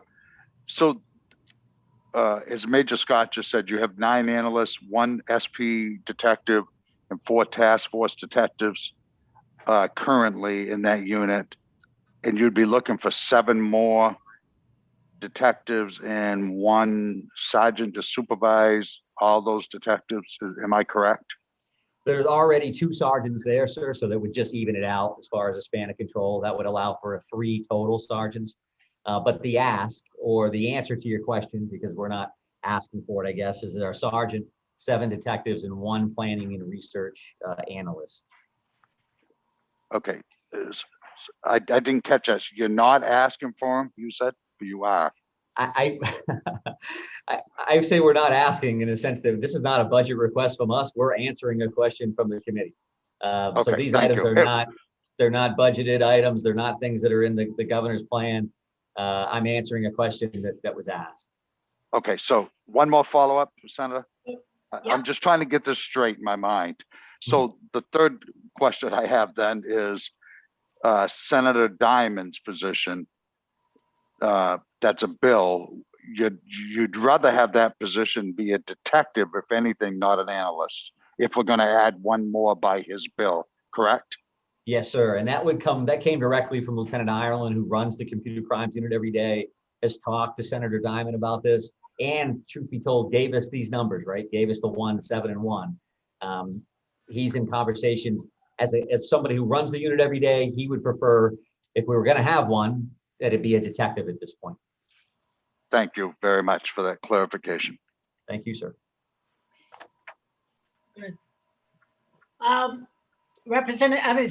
Senator Seaway. Thank you, Madam Chair. Just got a question on the balance of federal funds and state. I know we got federal highway funds of what, I don't know, 15 million, I'm guessing, I don't know. the highway fund for the patrol of the interstate, whatever, and also what percentage is that of state funds, and also on federal CARES Act money are we going to be getting for state police? I'm just trying to figure if there is any factor that we have to look at. Maybe backing into that a little bit, sir. I'm not sure at this point how much of that federal, the last version, is going to end up with public safety.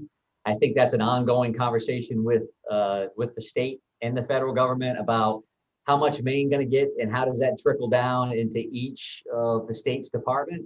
I don't know the answer to that at this point. And is the question, how much money does the highway, how much highway funding comes to the Maine State Police, or how much comes from 295 in particular? I can get that information as far as highway funding. There's a 65-35% split. So most of those positions on the state police side that are funded through the highway fund, that's a 35% split. Exactly what the dollar amount is, I can probably get that right back to you. I'm sure folks are working that behind the scenes. Thank you. I'm just trying to get a handle on this. And what do you feel you need, just following on the federal money for the CARES Act? What do you feel there is a need for that money if we budget this? How does that fall into play? Yeah, sure. So I guess, again, to back into it, I would say first they've got to tell us what we can spend it on, and then we would respond on what necessarily fits. In the last bucket of CARES Act money, we were allowed to pay for positions within the public safety realm. Those determinations were made by Department of Justice and others about what public safety positions are allowable under the CARES Act. They told us, and then we did the math. And you'll remember in the supplemental, a lot of that curtailment was picking up salaries in a bunch of these different positions. So if in fact that stays the same for this next round of funding, then I think we would do the same. But at this point, I don't think we have the answer to that, sir. All right, thank you. I have Representative Reckett, followed by Representative Radnicki.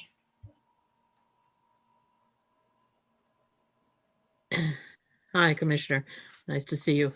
I'm looking at the state police budget on page 4, I think. I think it's page 4. Who knows? Anyway, I'm looking at the program summary report for the state police, which is the where there are 316 and a half officers. I'm terrified already, except that I drive the speed limit all the time. That's how you can tell because the people behind me are honking. But in any case, I'm looking at the increases in that budget, much as Representative Rudnicki often does, to see the increase in that line. But I'm also looking at the decrease in the line below and speculating on a couple of fronts. One is that I know that although the state police, at least from a municipal perspective, don't have as much trouble recruiting officers. In fact, they have a reputation for pilfering them from the municipalities in a nice kind of way. But it seems to me that there might be less opportunities for vacancies in the state police than there is in a municipal department, for instance. Is that true? Generally? Do you have a retention and recruitment problem in the state police to the level that they have in the municipalities? I think that as an industry, as a profession, we have a recruitment and retention problem. I would say, however, that this Maine State Police do far better than most. And at one point, even since I've been here, they were down to 1 vacancy, which the Maine State Police is by far the largest law enforcement agency in the state of Maine. Another department from down south that I'm very familiar with was about half that level, as the largest municipal police department in the state. And we would average about 12 vacancies a year. I think, as you know, Representative Reckett, from being on the Board of Trustees and other things, there's a lot of different things that go into hiring and the timing for hiring. There are only 2 academy classes a year, as an example. So depending on when you ask me about vacancies, I may say that there's 20, and then the next day I may say that there's 5. Right? We just sent 15 to the police academy. So now the vacancy levels are much, much lower than they were, just a couple of days ago. So there is a bit of an ebb and flow there. I do think the Maine State Police, have an amazing reputation nationally. I think just recently they're also hiring some what we would call blue pins or fully certified officers from other agencies in other states, for that matter. Yeah, I'm not sure if that's answering your question or not, but I do think it's industry wide, and I know that we have an academy class that we just did an orientation on last Wednesday. They went live this morning, live being virtual, where they'll be for about a month. So we, I believe, have 16 Maine State Troopers in this particular class. And then at the same time, we're putting these blue pins are currently certified through an additional in-house mini academy to make sure that they understand, Maine law and policies and procedures specific to the Maine State Police. And I know that they've also changed their recruiting methods in the last couple of years as well. So what I'm thinking as a result, the Department of Corrections was talking to us about this same problem of recruitment and retention, and talking about the impact it has on overtime for the Department of Corrections. My question is some of the increase in this general fund personnel services anticipated overtime that you may have due to, frankly, officers at the academy, or just officers in general who are not on the road in the place where they're assigned? I mean, is there an overtime bump in here somewhere? And the other piece of it is, on the all other dropping as much as it does, which seems unusual, is what's your assessment on what's causing that? Or are you just hiring people in a different age bracket for insurance or something? Except I don't think that counts in the state. Well, I do think if, as an example, the Maine State Police are approximately 74% of the Department of Public Safety's, right? Overall numbers. The vast majority of them are Maine State Troopers. So if there's a unit that has higher vacancies than another, it's going to be them versus, highway safety that may have a total of 8 people, right? So if we have those vacancies, then you're naturally going to have lower healthcare costs because we're not paying for those particular positions. At the same time, you're naturally going to have some overtime increases because we're backfilling what we would refer to as minimum shifts, which are really overtime patrol shifts. We can dig in to these lines, and we will, and I'm happy to circle back on Wednesday. You're hitting on all of the buckets. I just don't know how big the buckets are in each one of these categories, off the top of my head. Well, you're saying what I thought might be the case, which is if there is a shift in, if there's a use of overtime, you wouldn't have health insurance or other benefits for that proportion, the number of FTEs that you're actually making up in overtime. So that was what I was trying to figure out, if my brain was working properly. So you're saying maybe. I think you're doing fine, Representative. And back to Senator Seaway for just a second. When we did our legislative briefing book, the Department of Public Safety overall operating budget's about $133 million.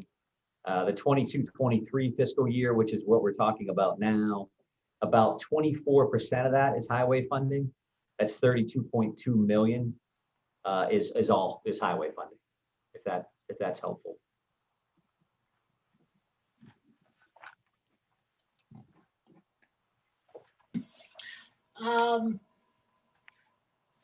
That makes me want to read my book. Okay. Representative Reneke. Madam Chairs, if I could make a suggestion that might make it helpful, is if we started at the beginning of the budget, just kind of flip through each department for questions on each individual department, because I think as we dug down, we found a couple questions on, rather than trying to bounce, if that would be helpful to everybody. I know it would be helpful to me. Well, I'm looking at Representative Warren, and the reason I was hesitating is we still have a couple of things that we've not touched on at all. Representative Warren, you have a suggestion? I'm on board for the idea of going back through. We have voted on almost everything. The two places that I suspect, or I'll be making motions to create change, are in the beginning.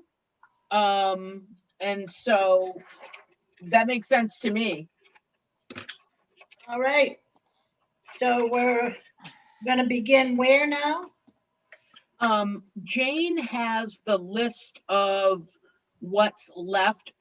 Representative Rudnicki, were you wanting to go back to the ones we've already voted on? Well, I just think there's a couple of places where there may be some needing some clarification. So even if we voted to just kind of flip through them to say, do we have any questions in this department? It doesn't need to be specifics, but each department, because there are I'm a fine couple of with that. questions that that have come up that I wouldn't mind if we can just kind of go back and just kind of look at them, because I mean, this is a lot of money, a big budget, and and everything's a little different, so I don't I'm mind up if for that's. that.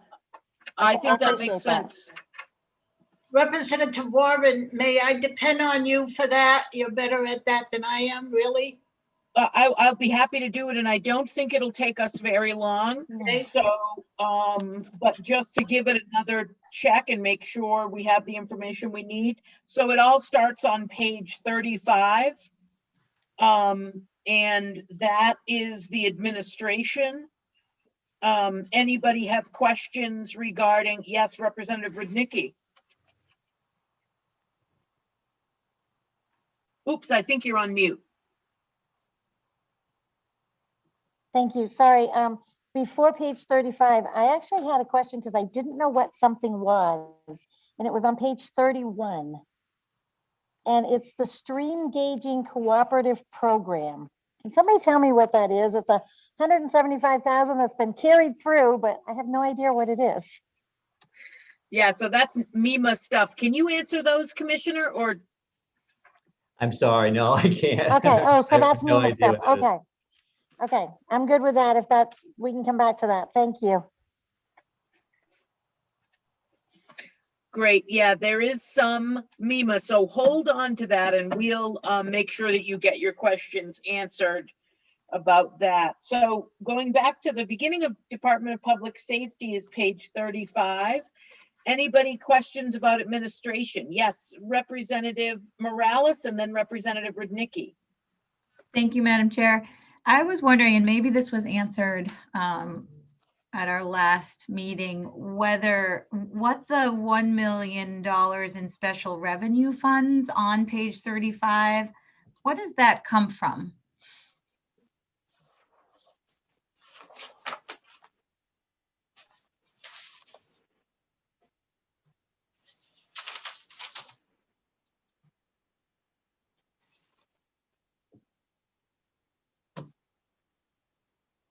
I apologize, Representative. $1 million?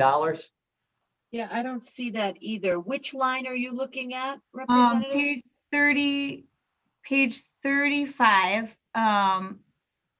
where it's under the Criminal Justice Academy 0290, and then and then there's general fund, federal expenditures, and other special revenue funds. And it's in 2019 to 2020 was 1,337,326, and then it's got current. And Excuse then me, Representative, I think you're looking at a different budget than we're looking at. A different. I think you're on page 45. I think you're looking at a different one than we are.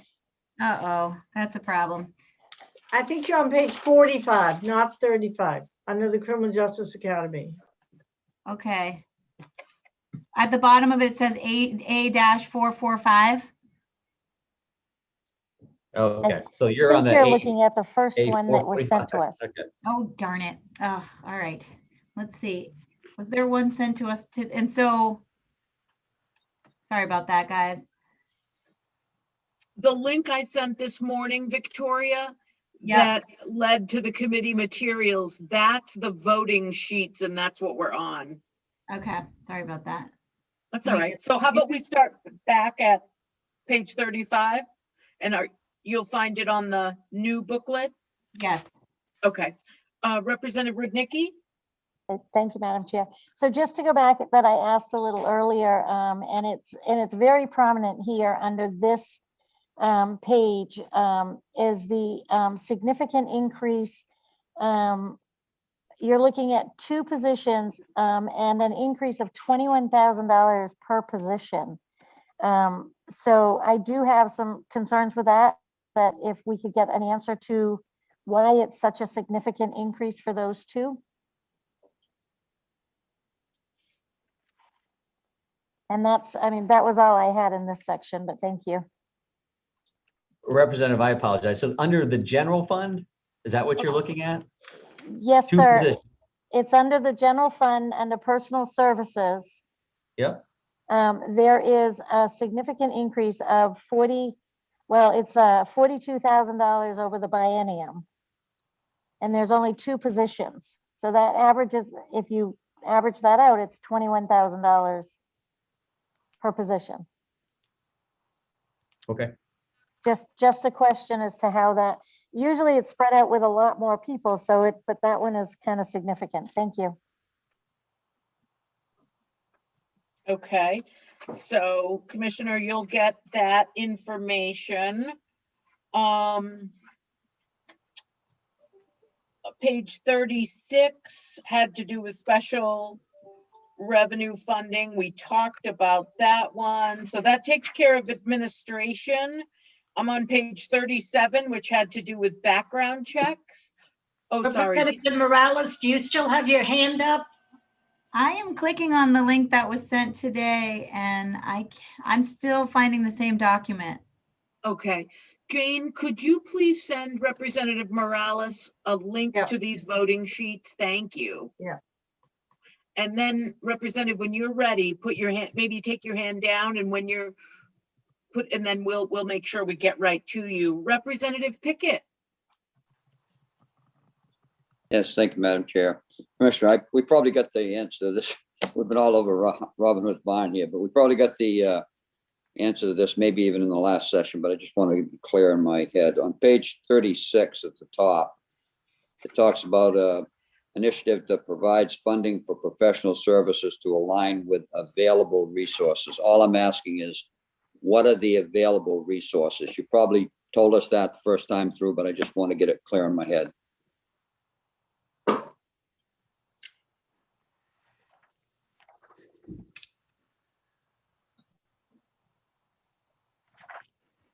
Well, I don't have my notes on that particular item, sir. So I have it here in one of these others. I was looking at MDEA today. So let me find my other sheet and I should be able to turn that right around. For Yeah, you. and that'll be page 36, and it's it references 2291. Got it. Yes, Just sir. want the you know, what are the available resources? That's all. It's I just want to know what that is. Not a lot of money, but just to get clear in my mind what it is. Thank you. Sounds good. Thanks. Anybody have any questions on page 37, which is background checks for CNAs? Okay. Capitol Police is on page 38. I know we did some chatting about this one. Anybody need any additional information here? Yes, Representative Rudnicki and then Representative Pickett. Same as before, if you look at the general fund, just kind of, I need a better breakdown than what we've been given, just because of the significant differences on some of them. And this Okay, one is great. one that has a significant amount, so thank you. Thank you. So we'll look for that on Wednesday. That was Capitol Police. I'm now back to page 40 with computer crimes. So here is, to my way of thinking, this is a really important part of public safety, right? These are the places where a trail can sometimes be left that can help us increase public safety in our state. What we heard from the commissioner and what I've heard, you know, for many years, and I know I'm not alone in this, is that we are given a trail, but we just don't have enough person power to do this investigation and to handle this caseload. So I'm going to make a motion that we put some more funding towards this computer crimes portion of the budget, which is 0048, and that we take it, if we look at what the commissioner gave us over the next biennium, I don't think we'd be able to do that whole piece with what I'm proposing of 7 detectives, 1 sergeant, and 1 planning and research associate, but we could get a little bit closer.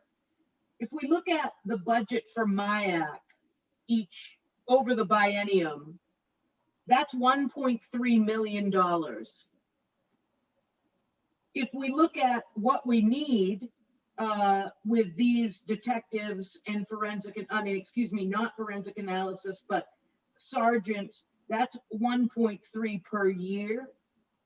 So my motion is to move the funding from the MIAC line, which is 1.3 million, to fund what we need in computer crimes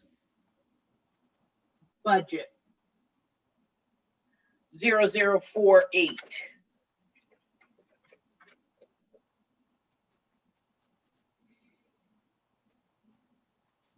And I'd need a second.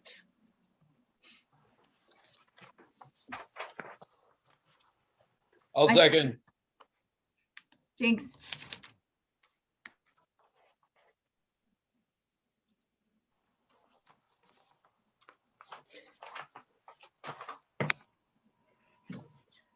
Jane? I just have a question for Representative Warren about your motion. Did you say that you wanted to fund the computer crimes unit at 1.3 per year? Nope, over the biennium. Okay, did you want to specify how the proposal we have from the department costs is 1.2 per year? Yep, I So got it. I can tell you a little bit of the back of the envelope math that I was doing. Yep. If we did, so at that cost, it's about 130,000. It's a little more than 130,000 per detective. So if we did 4 detectives and 1 sergeant, okay, that would get us to approximately 662,000. And you guys will notice that the money that we spend on MIAC is actually closer to 800,000.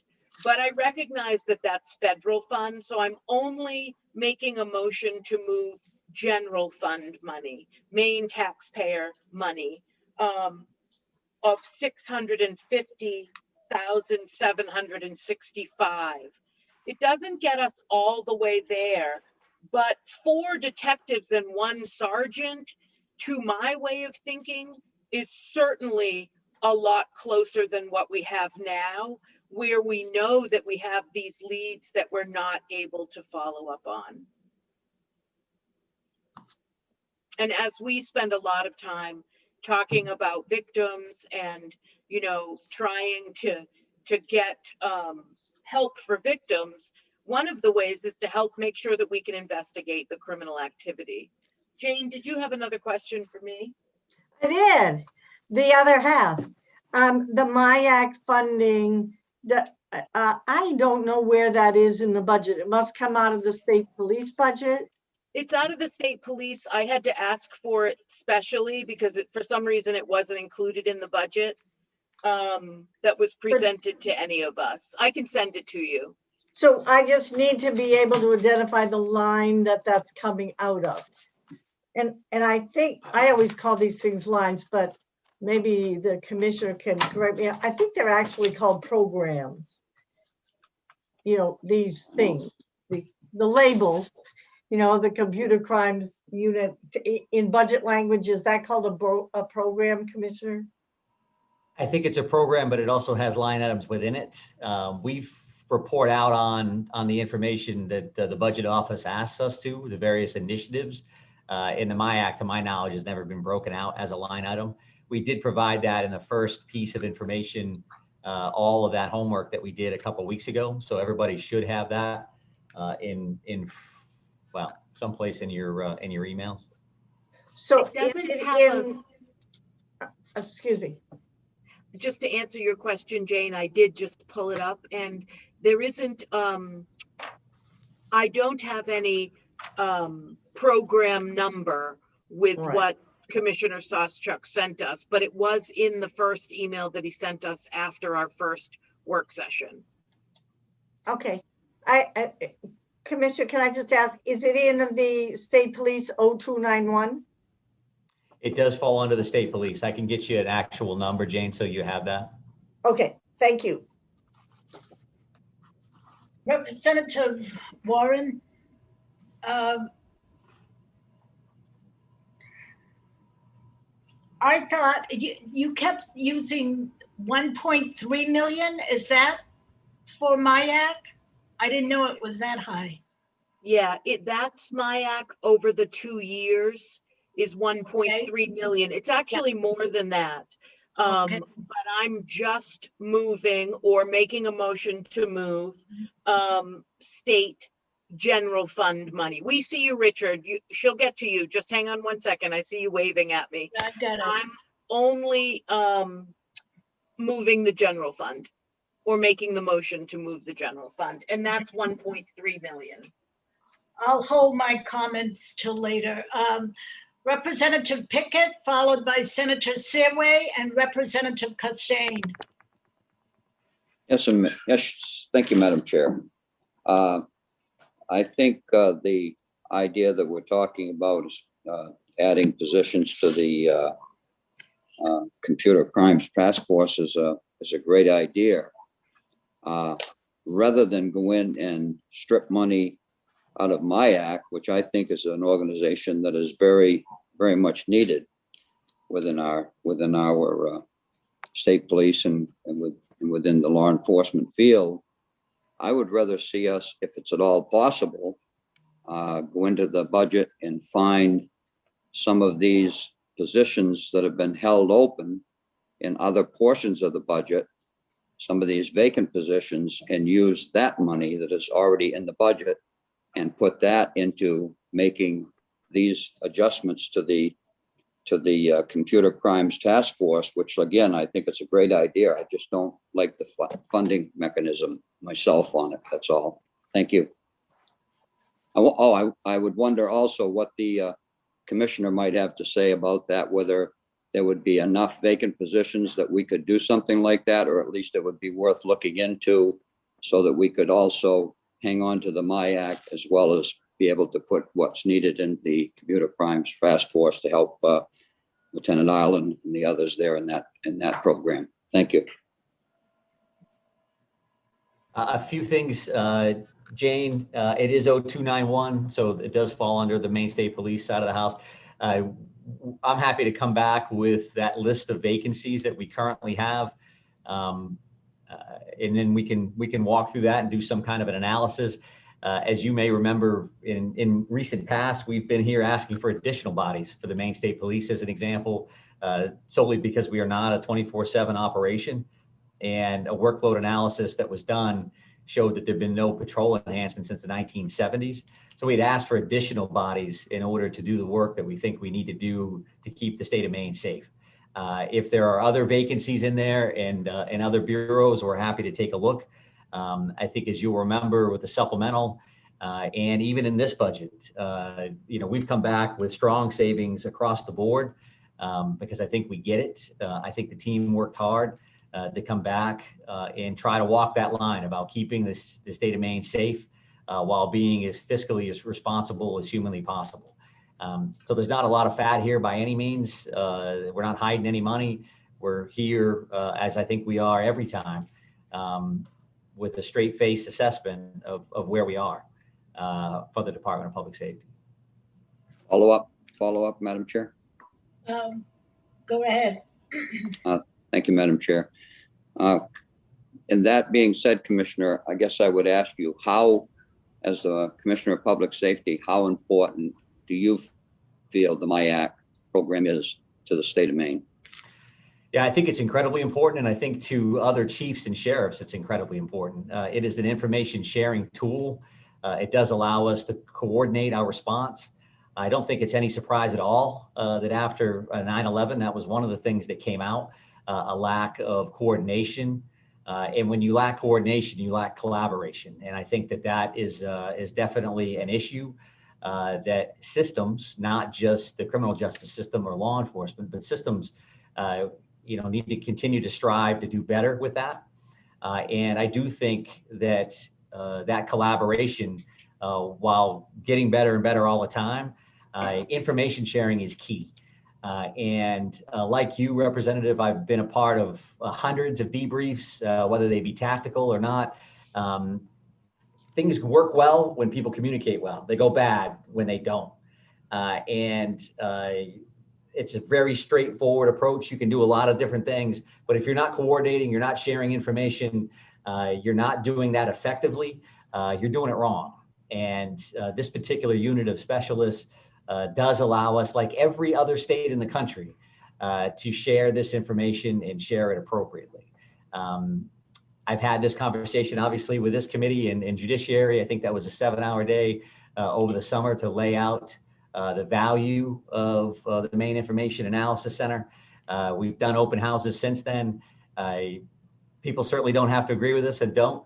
But as a law enforcement leader in this state, I think the MIAC is incredibly important to us and our mission. And I think Maine sheriffs and Maine chiefs, not as associations who I don't speak for, but certainly believe that's the case as well.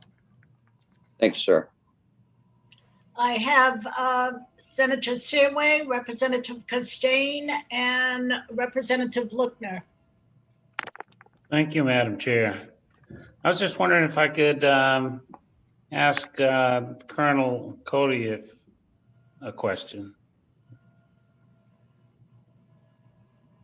Is he here with us? I think he is. I am. Good Yeah. afternoon. We gotta see his face once in a while, right? Sure. Colonel, I just wanted to ask you on this, taking 1.3 million from MIAC, what that's gonna do to the security of Maine. Yeah, that's a hard question to answer. I know that certainly we believe the MIAC serves an important role to ensure good, efficient communication throughout the criminal justice community, as well as several other public and private partners that may have security interests in what they do. We believe that it certainly gives people some confidence that when they receive information from the MIAC, that it has been properly vetted, that it is fact-based, and that many times it does have a direct impact on law enforcement and life in Maine. One of the most important things I think it serves is when we have out-of-state law enforcement entities, whether it's state, local, or federal, and they're looking for assistance in Maine or information in Maine, or perhaps have an impact of crime in their area that may have a nexus to Maine. many times MIAC is the place that they reach out to share that information and get pointed to the right agency of jurisdiction.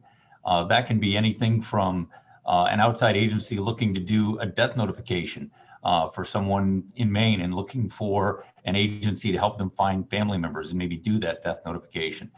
It can be something as simple as that, as well as perhaps a realization that crimes that are occurring in Maine, stolen property that maybe is being sold in another jurisdiction out of the state, the MIAC helps put those various agencies that may be on one end seeing the stolen property in their community and go back to the investigating agencies that are looking at that initial crime.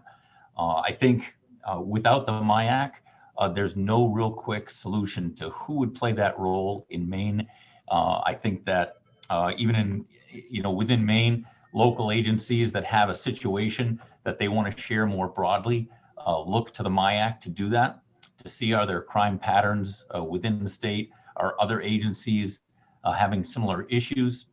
And again, lacking the MIAC and their structured ability to vet, confirm, and properly focus that information sharing, it would leave a big hole in the Maine criminal justice system should the MIAC suddenly not exist. Thank you.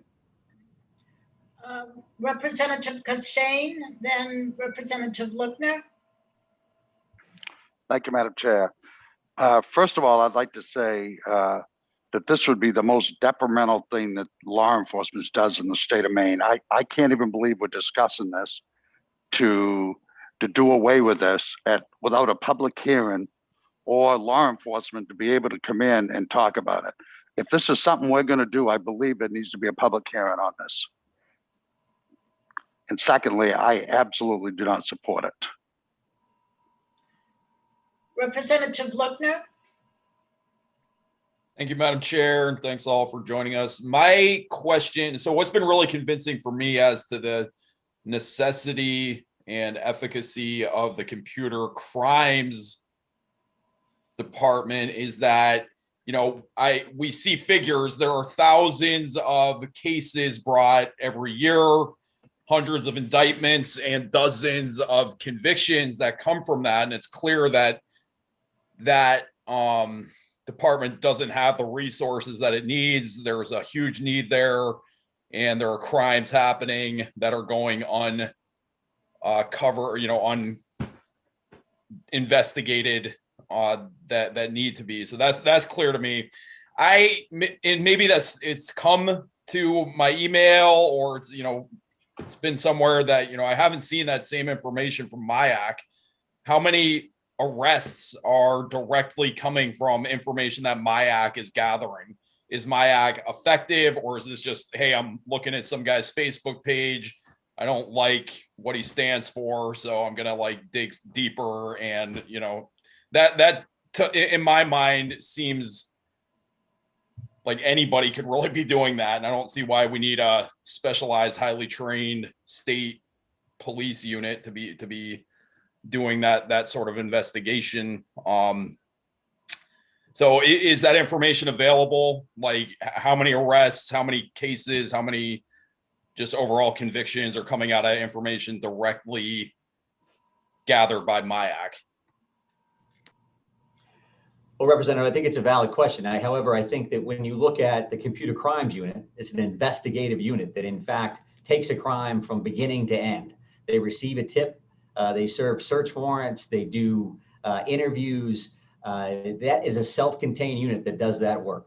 The MIAC, on the other hand, is not an operational investigative unit. It is an information sharing entity.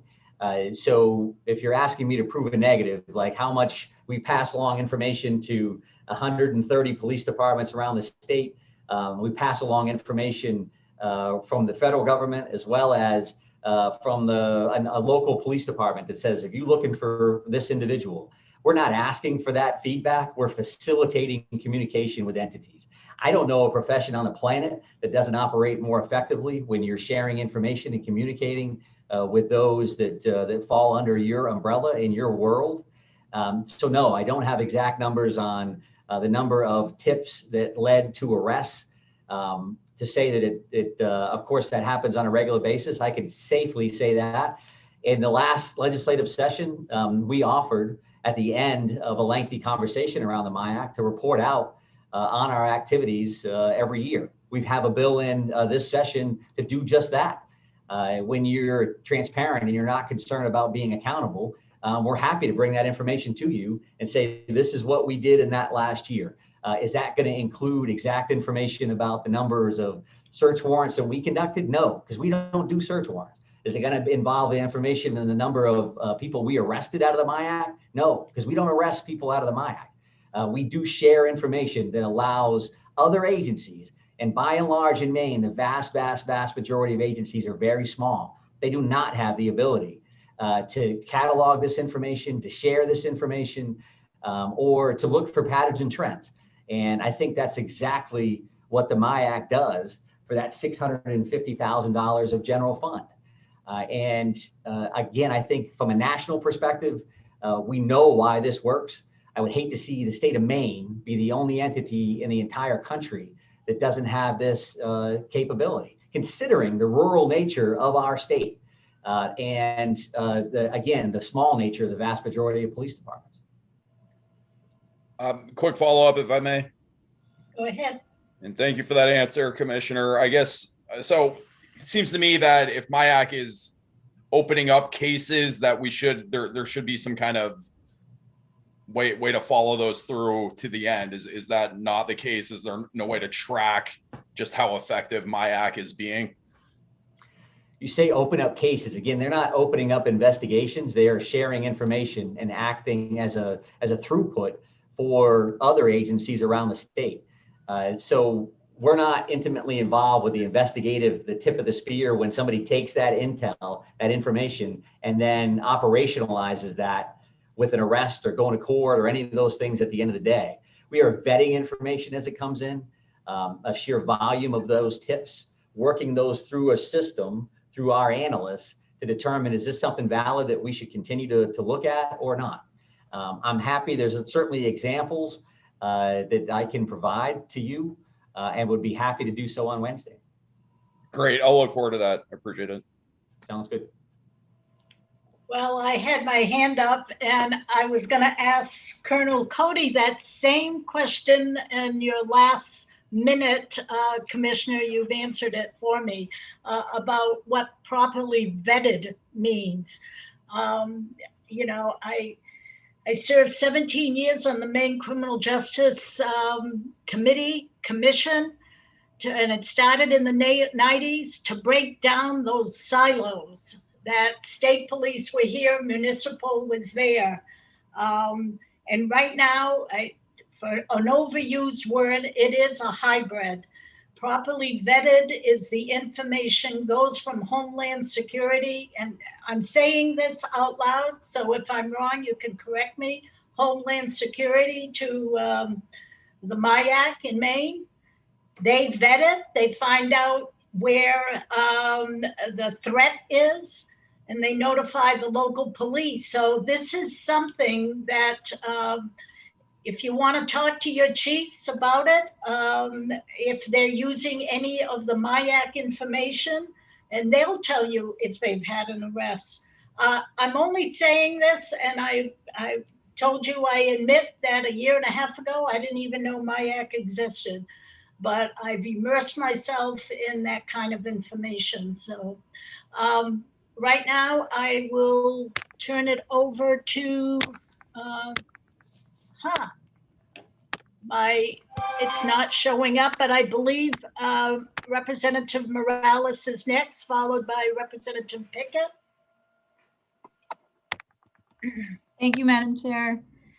A question that, and we probably went over this summer, but I believe MIACs across the country were created by the federal government in 2006 to share around terrorism, and that was the main goal. But when I'm hearing from our department over the summer and now about MIAC is that it's actually more of a local law enforcement tool to help our local law enforcements who don't have budgets to allow them to properly investigate. So I'm wondering about sort of the founding purpose and mission of, and whether it's shifted.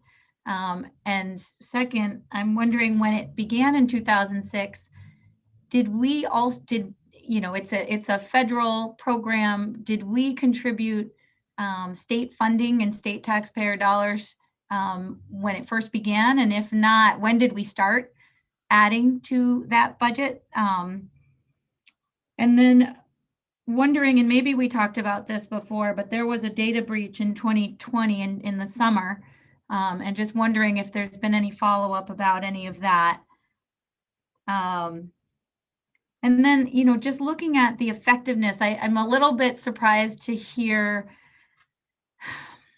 that it's difficult to be held accountable. And I'm not saying that right. That's not what you were saying, Commissioner, but how I was hearing that was, it's hard to track effectiveness when you're just sharing information in the hopes that it's relevant for investigations. And it's troubling a little bit to me about that a lot, particularly when, we are intruding in our citizens' civil liberties in the name of public safety.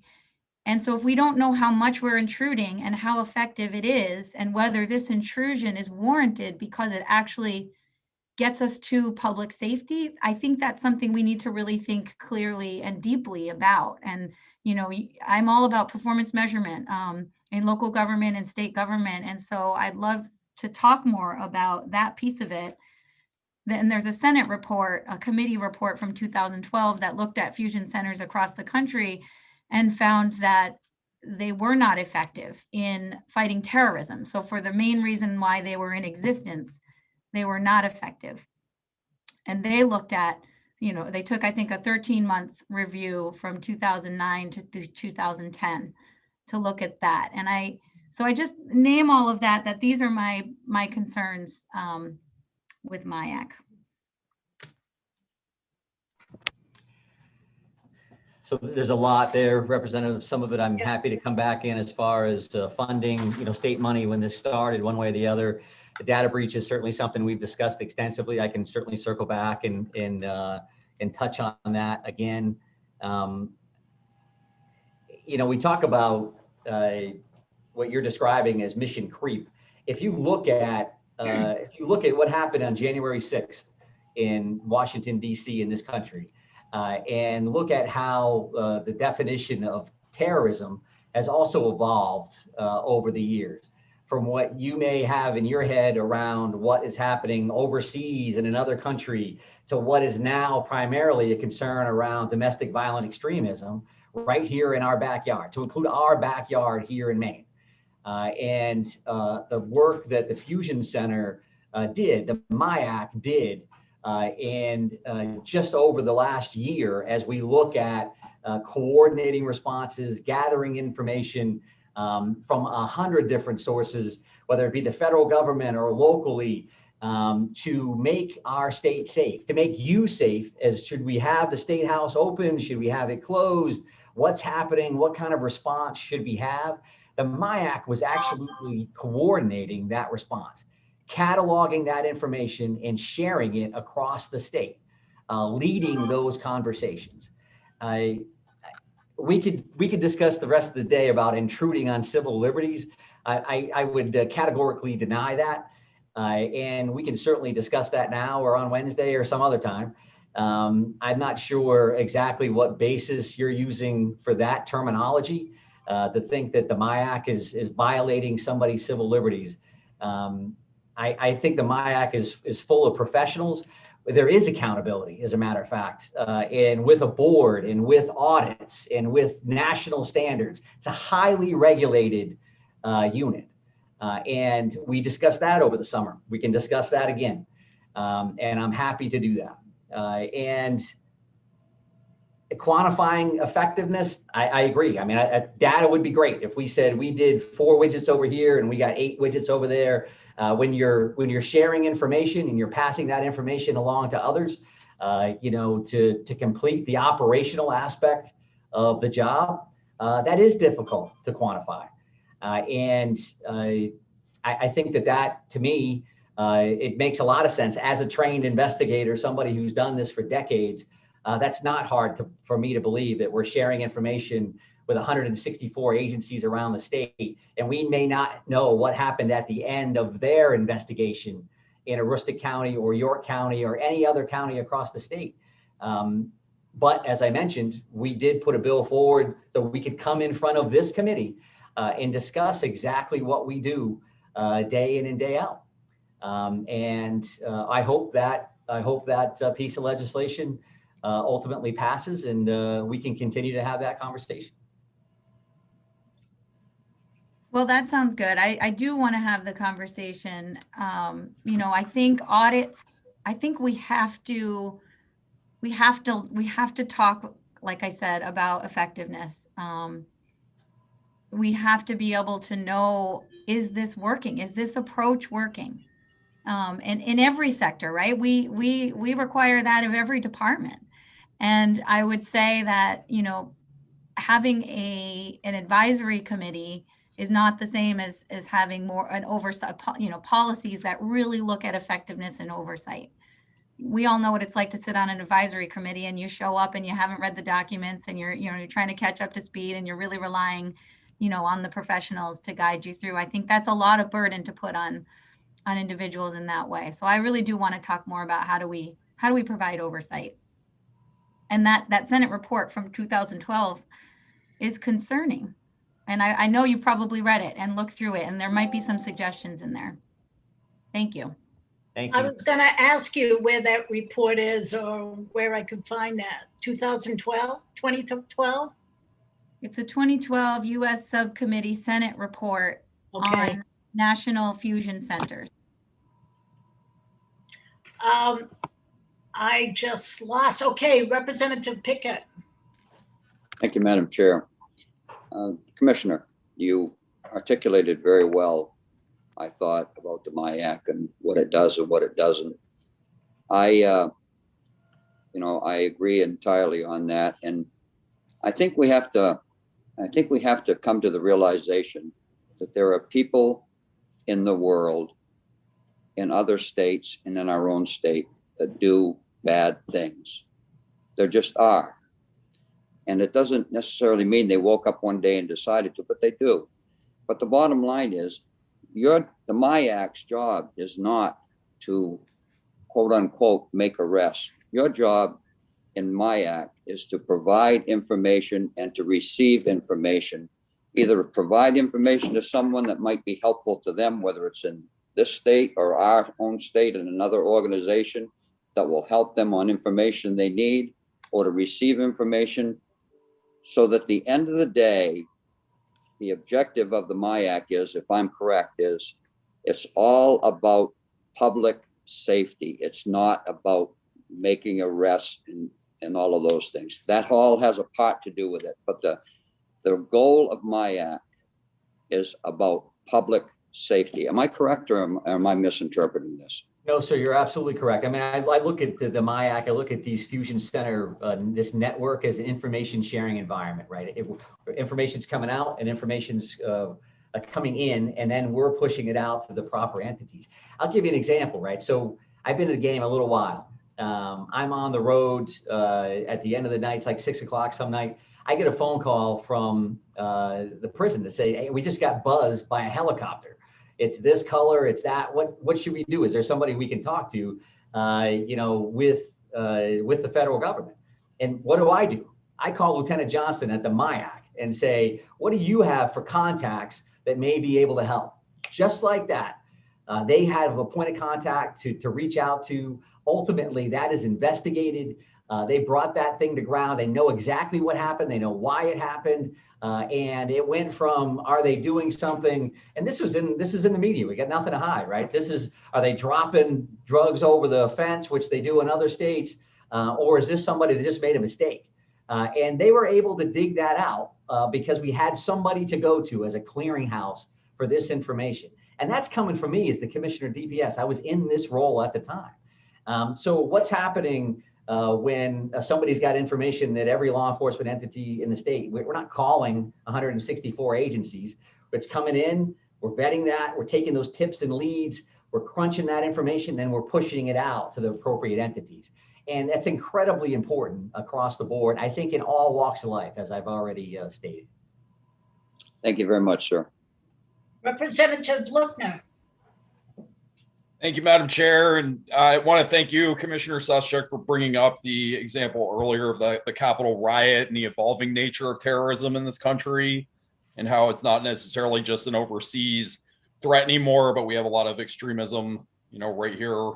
And, that's not a positive development. I don't think anybody likes that that's happening. And I think when it comes to the Capitol riot particularly, and obviously this happened federally, but there was some gross mishandling of that information where it was clear anybody who had looked on the internet, like anywhere, on Facebook, on any social media platform, knew that there was, these people were organizing out in the open.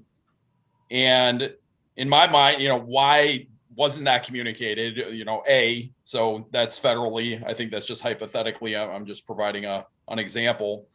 And I think that just kind of points to here in the state of Maine when that sort of stuff happens. And I want to say I appreciate your efforts and DPS's efforts to keep the Capitol safe. And I know that's your priority, and I, extremely grateful to you for that.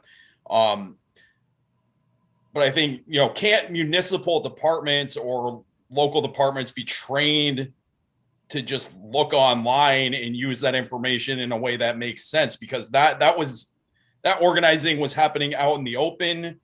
Why do we need some specialized agency operating behind the scenes to kind of point to, somebody posted online, I'm going to storm the Capitol? Why can't they just investigate that at a local level?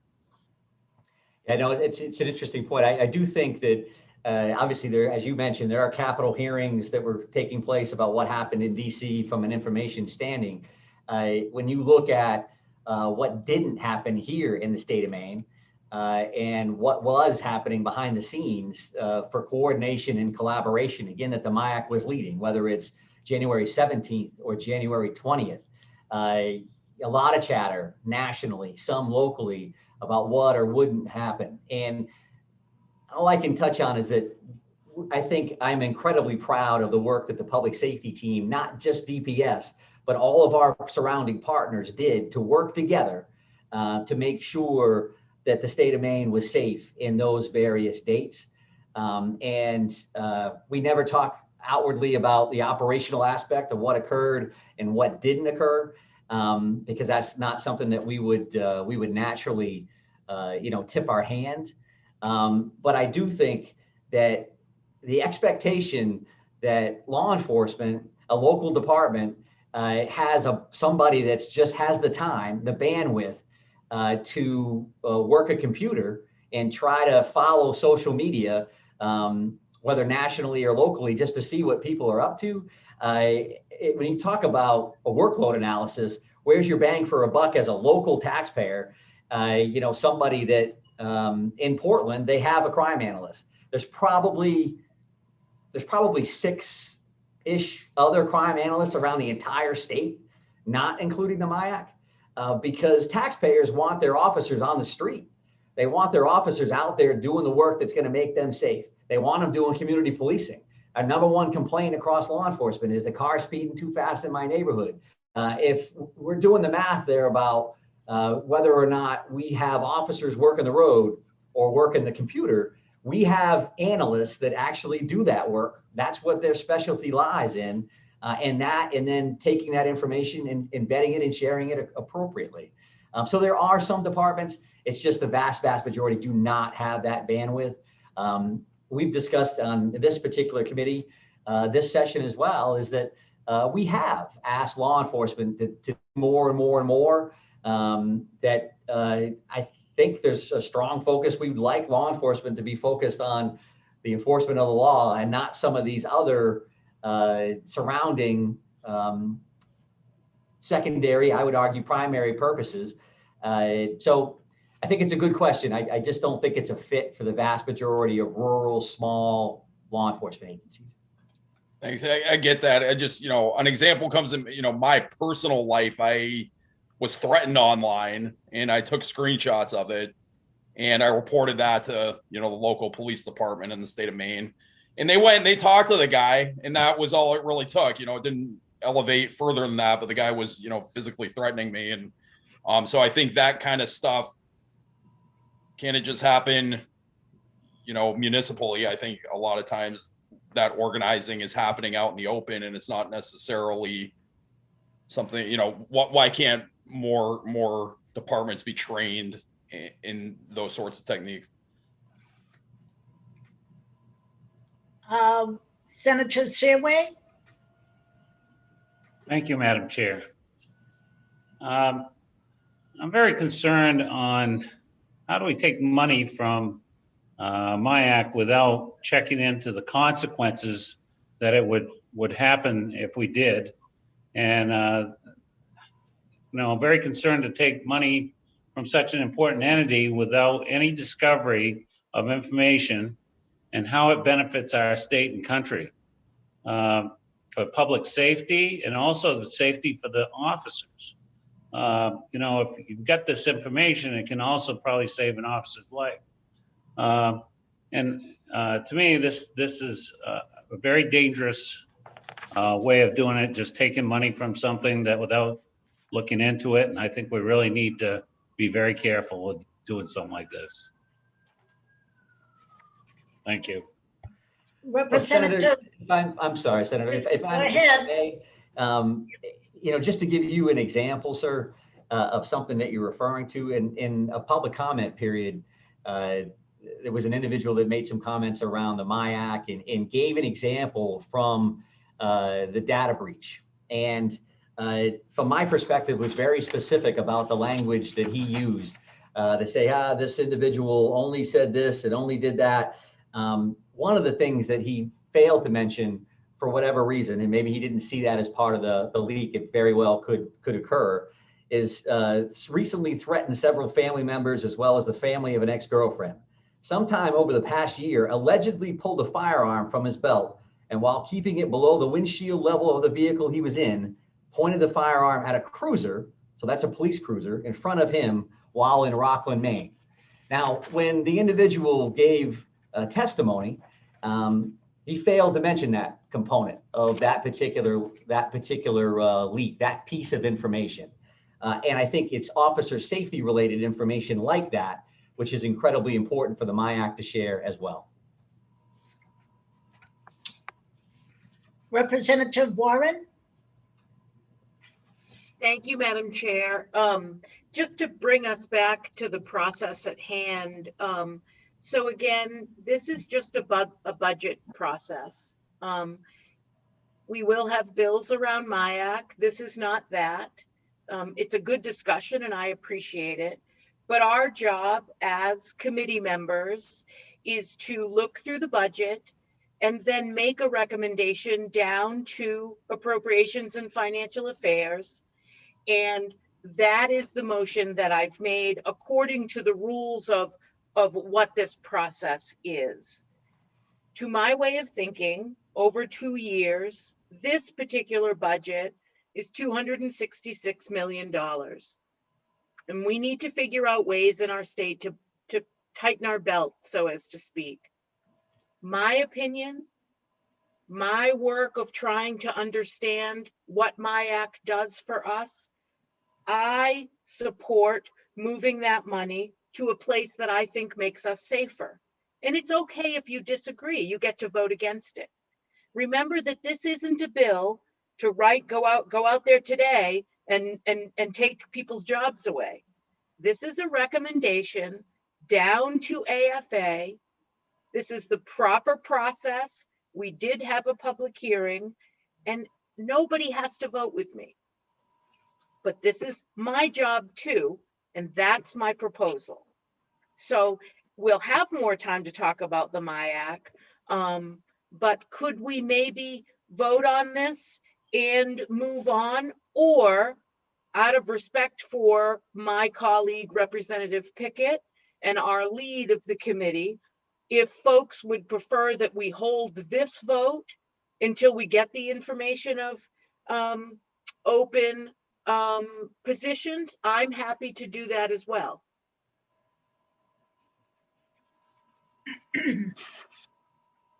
I suspect that won't change anybody's vote. And that's fine too. Well, Representative Warren, I know where you're coming from, and we've talked about it and what have you. It just, people, and I'm glad both sides said where they are and what they think, and we've asked the commissioner questions. I agree with you that your motion was just to take funds from that. You know, at the same time, we could have been talking about MEMA taking those funds and letting the counties handle their emergency management rather than the state direct it. So it could have been anything. So my idea is it's been moved and seconded, and I don't mind taking a vote on this, and then we'll probably discuss it more on Wednesday, if that's, but. Could I hear from Representative Pickett as well? Just because he did ask the question about waiting. Oh, I'm sorry, I may have missed that. I'm sorry. No, that's okay. Representative Pickett? Yes, I just have taken a quick survey of my caucus, and we would just as soon vote on it now. Thank you.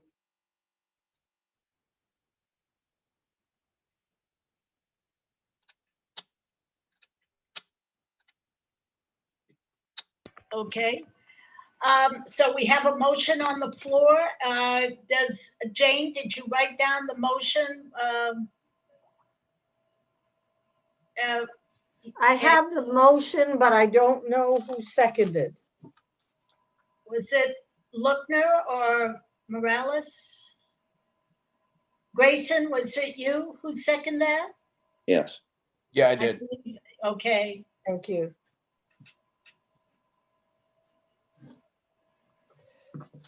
And since we're on Zoom, is Deb on? Yes. Hi, Deb. Whoops. And Jane, would you read the motion, please?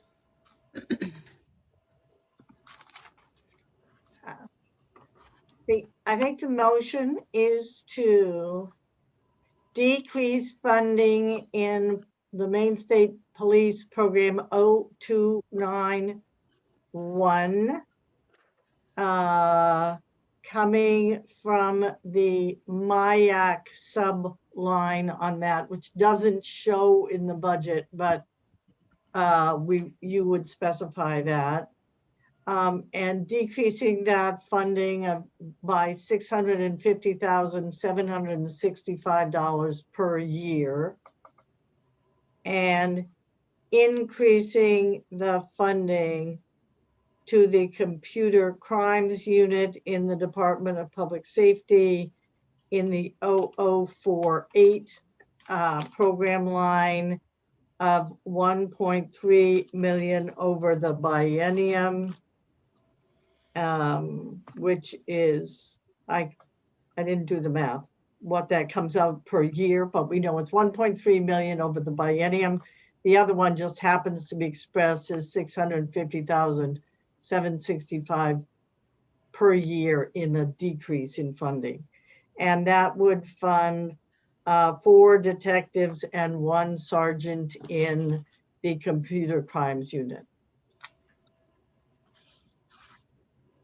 I didn't know, so that's part of the motion, okay. We're detectives. Everybody understand that? Okay. Our clerk, Deb, would you please ask for a roll call or continue with one? Thank you. Certainly. Representative Warren, Yes. Representative Morales, Yes. Representative Reckitt,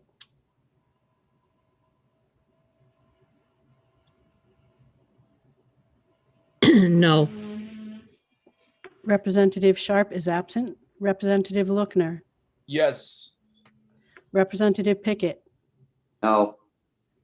Representative Costain, No. Representative Rudnicki, No. Representative Newman, No. Representative Pluker is absent. Senator Lawrence is absent. Senator Searway, No. Senator DeChambeau. No. So that's 3 absent, 3 yes, and 7 no. Okay. Thank you. Repeat it. All right. So is there any, would you want to continue with that? Are we all done with MIAC for today? Now, Representative Warren, do you wish to go to, I think there was another area. Was that page 49 to 51, I believe? Madam Chair, Yes. Senator. I don't believe it was said that it failed. I believe they have to officially say it failed, right? The vote failed. It didn't fail, Senator. This is a report that we will send down to the AFA. We will make sure that we say to them where the votes were, but and we'll send along a narrative, but there's no failing of the initiative. Again, we're not passing a bill here. We are taking votes on pieces of the budget and making a recommendation to the AFA committee. Okay. We will make sure that the vote is portrayed as it is on every individual piece of the budget, as it was on the supplemental budget, where some folks voted against pieces of the budget. That's our job here. So yeah, let's move right into the Drug Enforcement Agency. I'll continue to be the skunk at the garden party. It's on page 49. Again, what I see my role here at doing is looking at this $266 million budget over the biennial and making suggestions about how we can improve public safety. And we can either go into the sort of details of the proposal or not, but I'll just make a motion that we, I want to use the language that you used, Jane. What did you use? Decrease, that we decrease the budget of the Maine Drug Enforcement Agency over the next 2 years by 50%, and that we increase the budget of treatment and recovery services in Maine by 50%.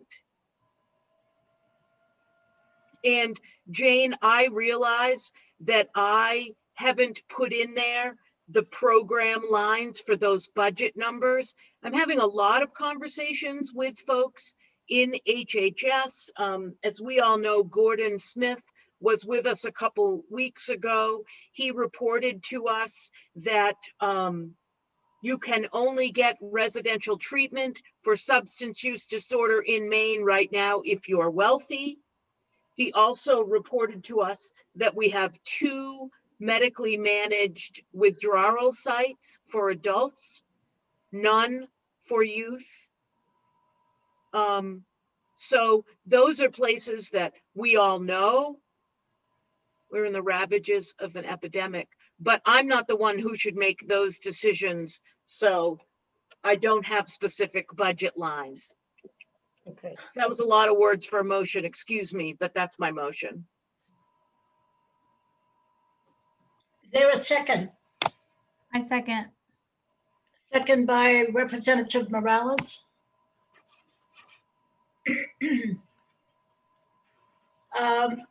Representative Costain? Thank you, Madam Chair. So here we go again. Instead of dealing and taking things away from public safety, things that matter, okay, why don't we ask the governor to take and look at her budget and find the money to do what the Representative Warren's asking to do. I agree with you, Representative Warren. We need facilities, okay? We need that. But why are we taking away from public safety and the safety of people to do that instead of looking elsewhere where the money is? Representative Warren, the question was posed to you. Thank you, Madam Chair, and thank you, Representative Costain. I agree with you. And for 7 years now, I've been trying to do that. I've been trying to get help for folks. I've been talking about this for a very long time. And we aren't doing it. And so when you're trying and trying and trying to get things to happen and they don't, sometimes then you start to use different tactics.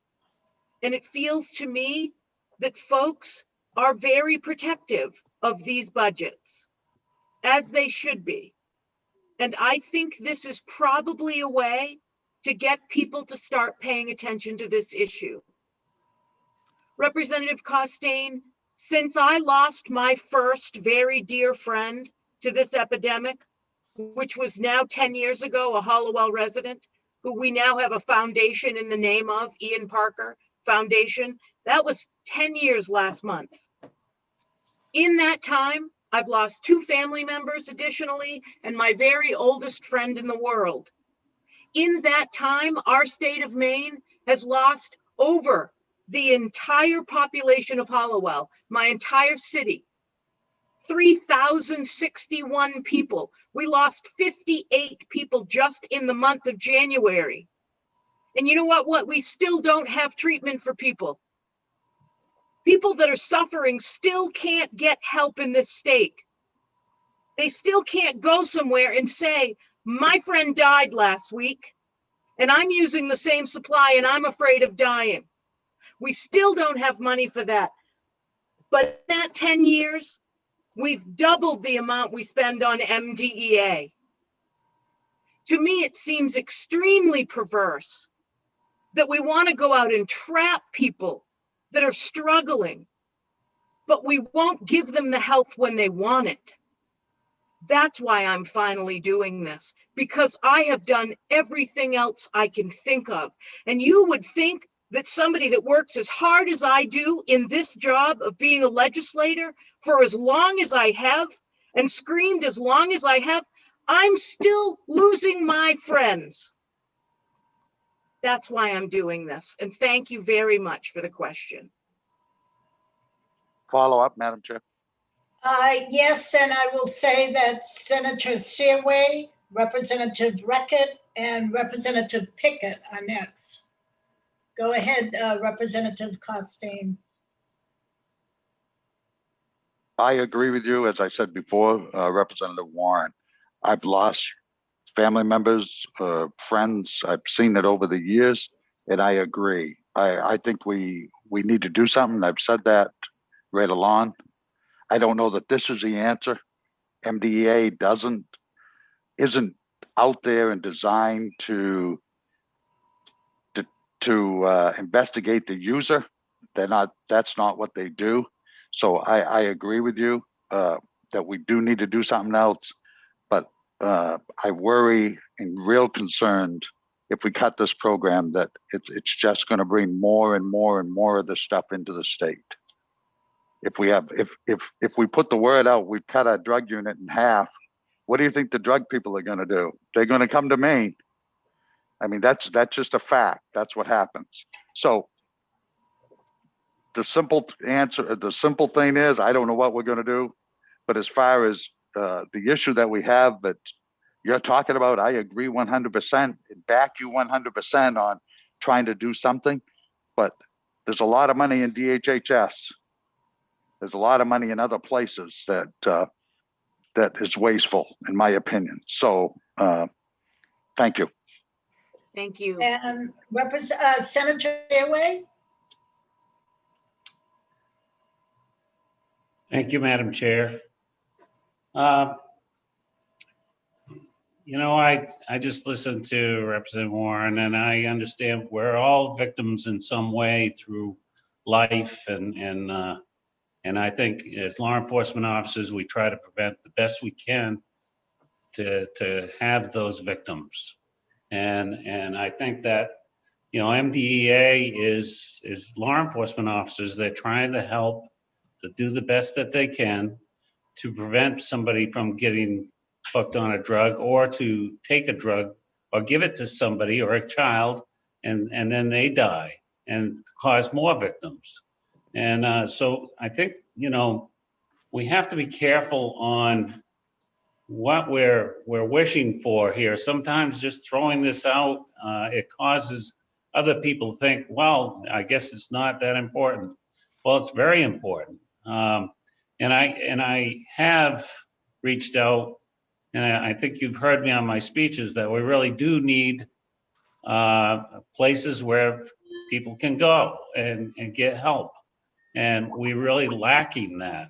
But I don't think taking away important situations like groups of MDEA or MIAC or any of these is going to be the answer. I think this is really just taking really hard shots at what we've worked hard for to help people be safe. So I just hope that you reconsider on doing these drastic measures, because these drastic measures can be harmful to the state and to our families. I have friends that their families have suffered with, some of them with addictions and whatever, and they ask for law enforcement to help them because they don't know what to do with them, because they reach out for help. And if we keep taking these things away, we're not going to be able to help them.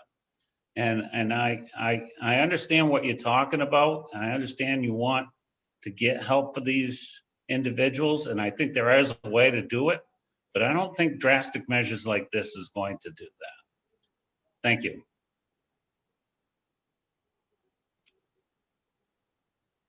Representative Reckitt?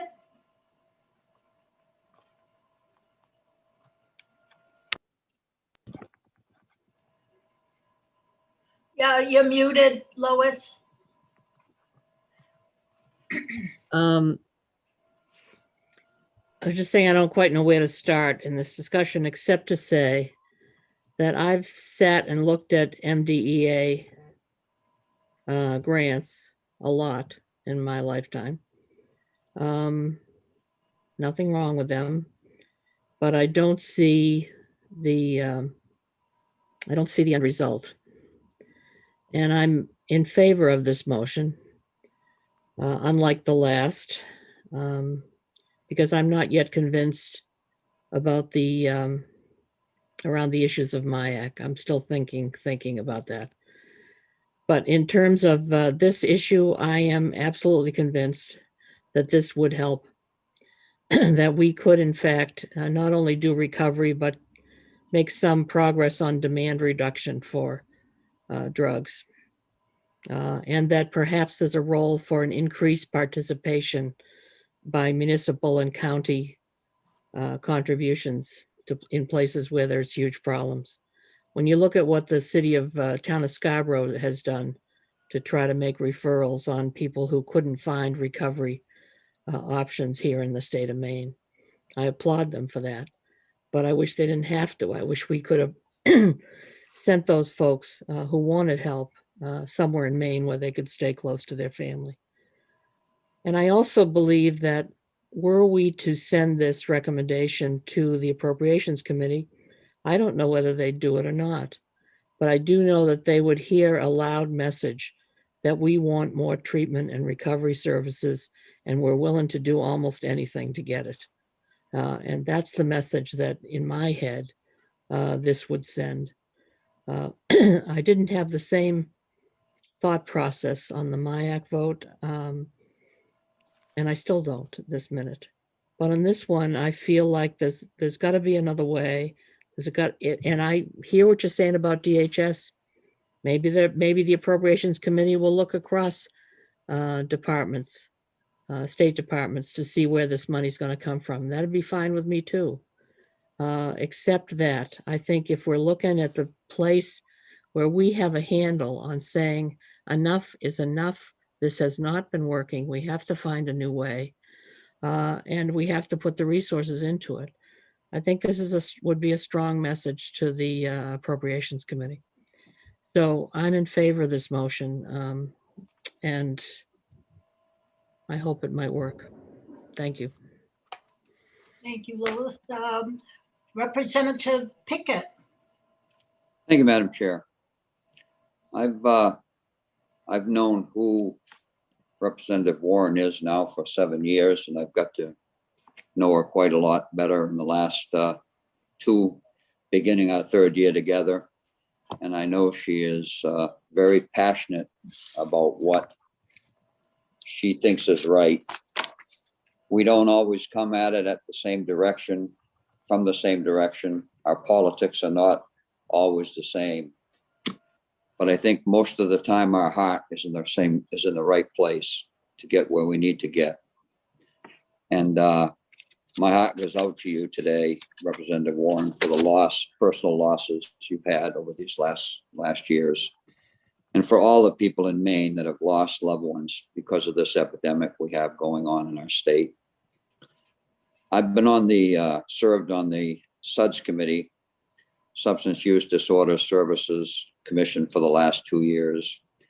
And I've heard many, many good people talking about just this problem. How do we get treatment? How do we get people the help they need? How do we go about doing it? Where are the funds? Where are we going to get it? I would just say this. I think that the Maine Drug Enforcement Agency, we can't get confused and think of them as being the one that takes the small-time dealer off the street, that locks up the person that has possession of a drug. These are the people we rely on to get the poison off the streets in our state. That's who they are. And I think that you're right, Representative Warren. I think the message needs to get out. And I think we are in desperate measures on this particular issue.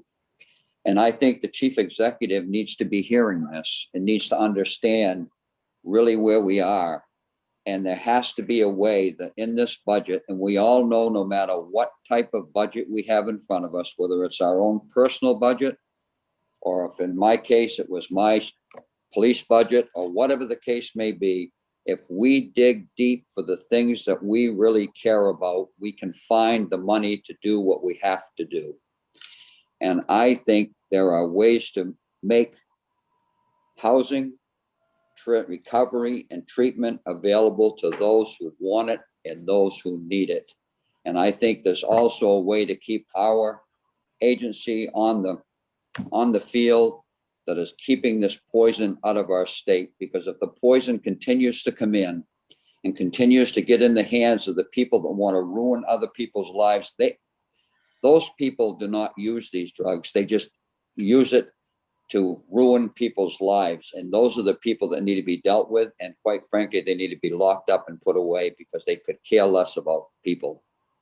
The people we need to help are the ones that have got hooked on it, whether it be a prescription drug or whether it be an illegal drug. It doesn't make any difference. They've got hooked on it and they don't know how to get off in it. And they want help and they don't know where to turn, just like Representative Warren said. And we need to find a way to help them. And by doing that, we need to find the money.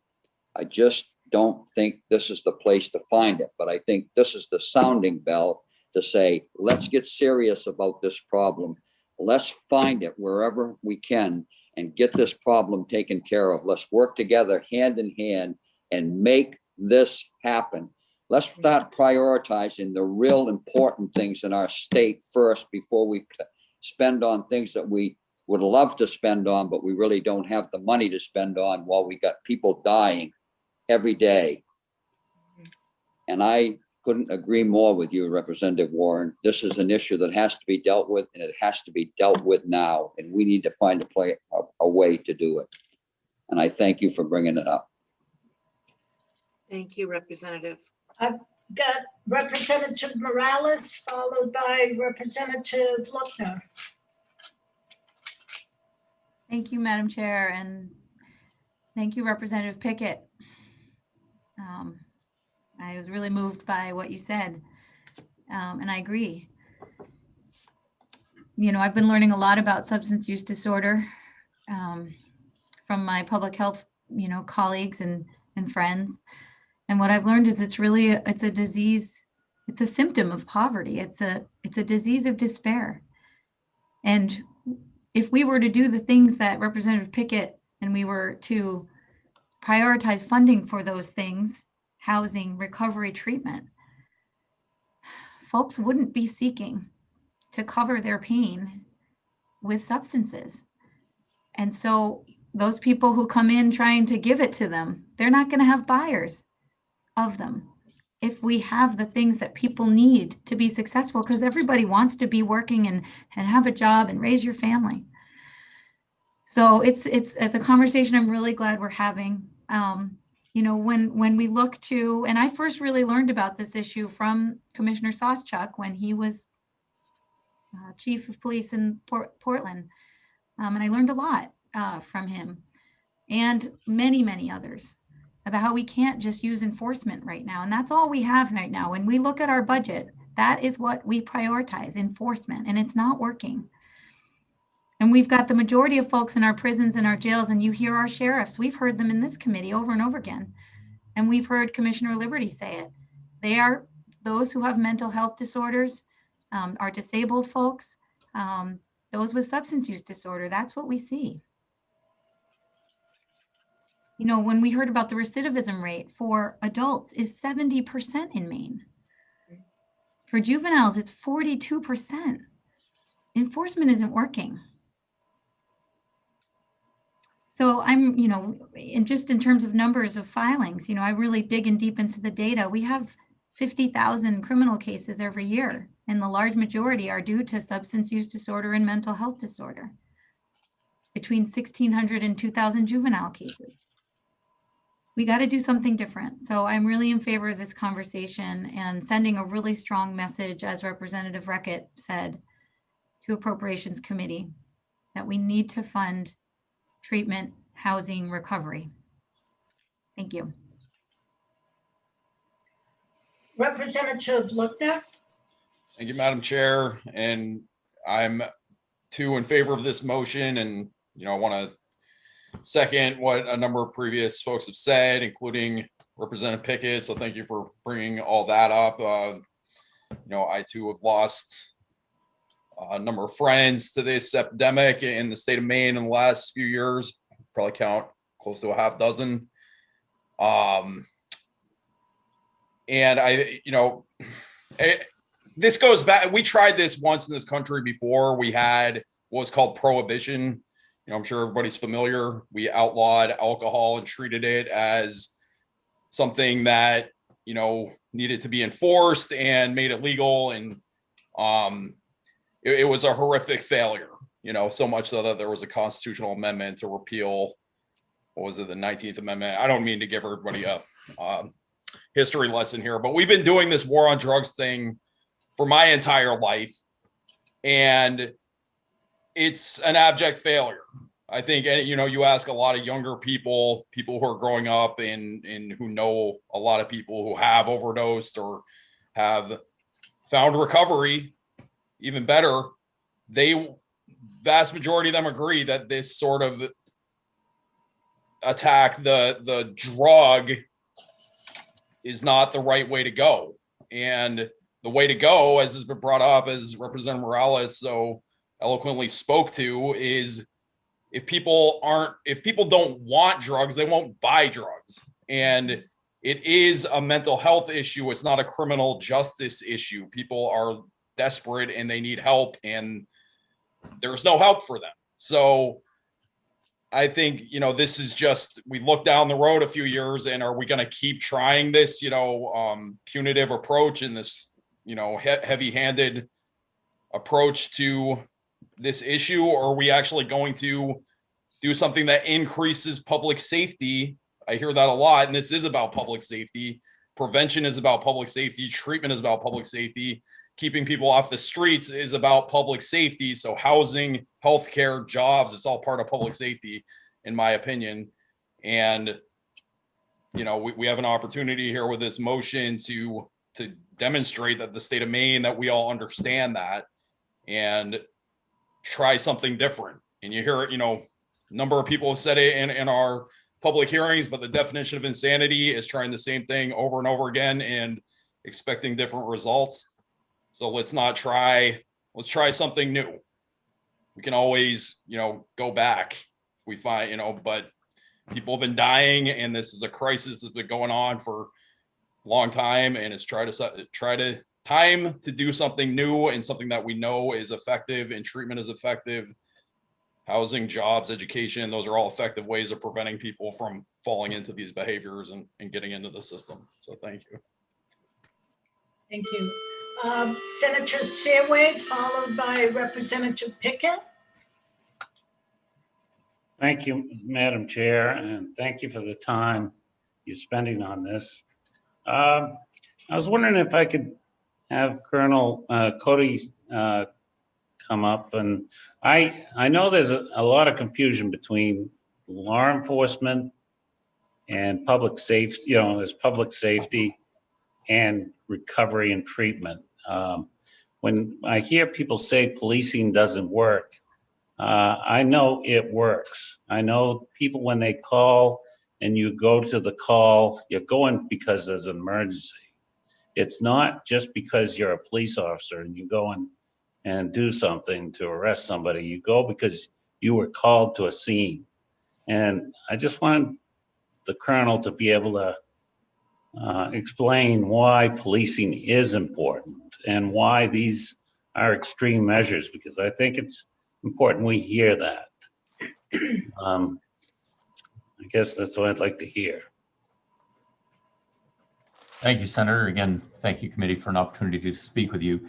It is, when officers respond to many times residents that are having crisis, or it could be crisis happening anywhere, even if there's a drug nexus involved, I think really we have partnered closely with a lot of non-criminal justice agencies and entities in the last several years to really try and get to the root cause of what has caused law enforcement to respond that day.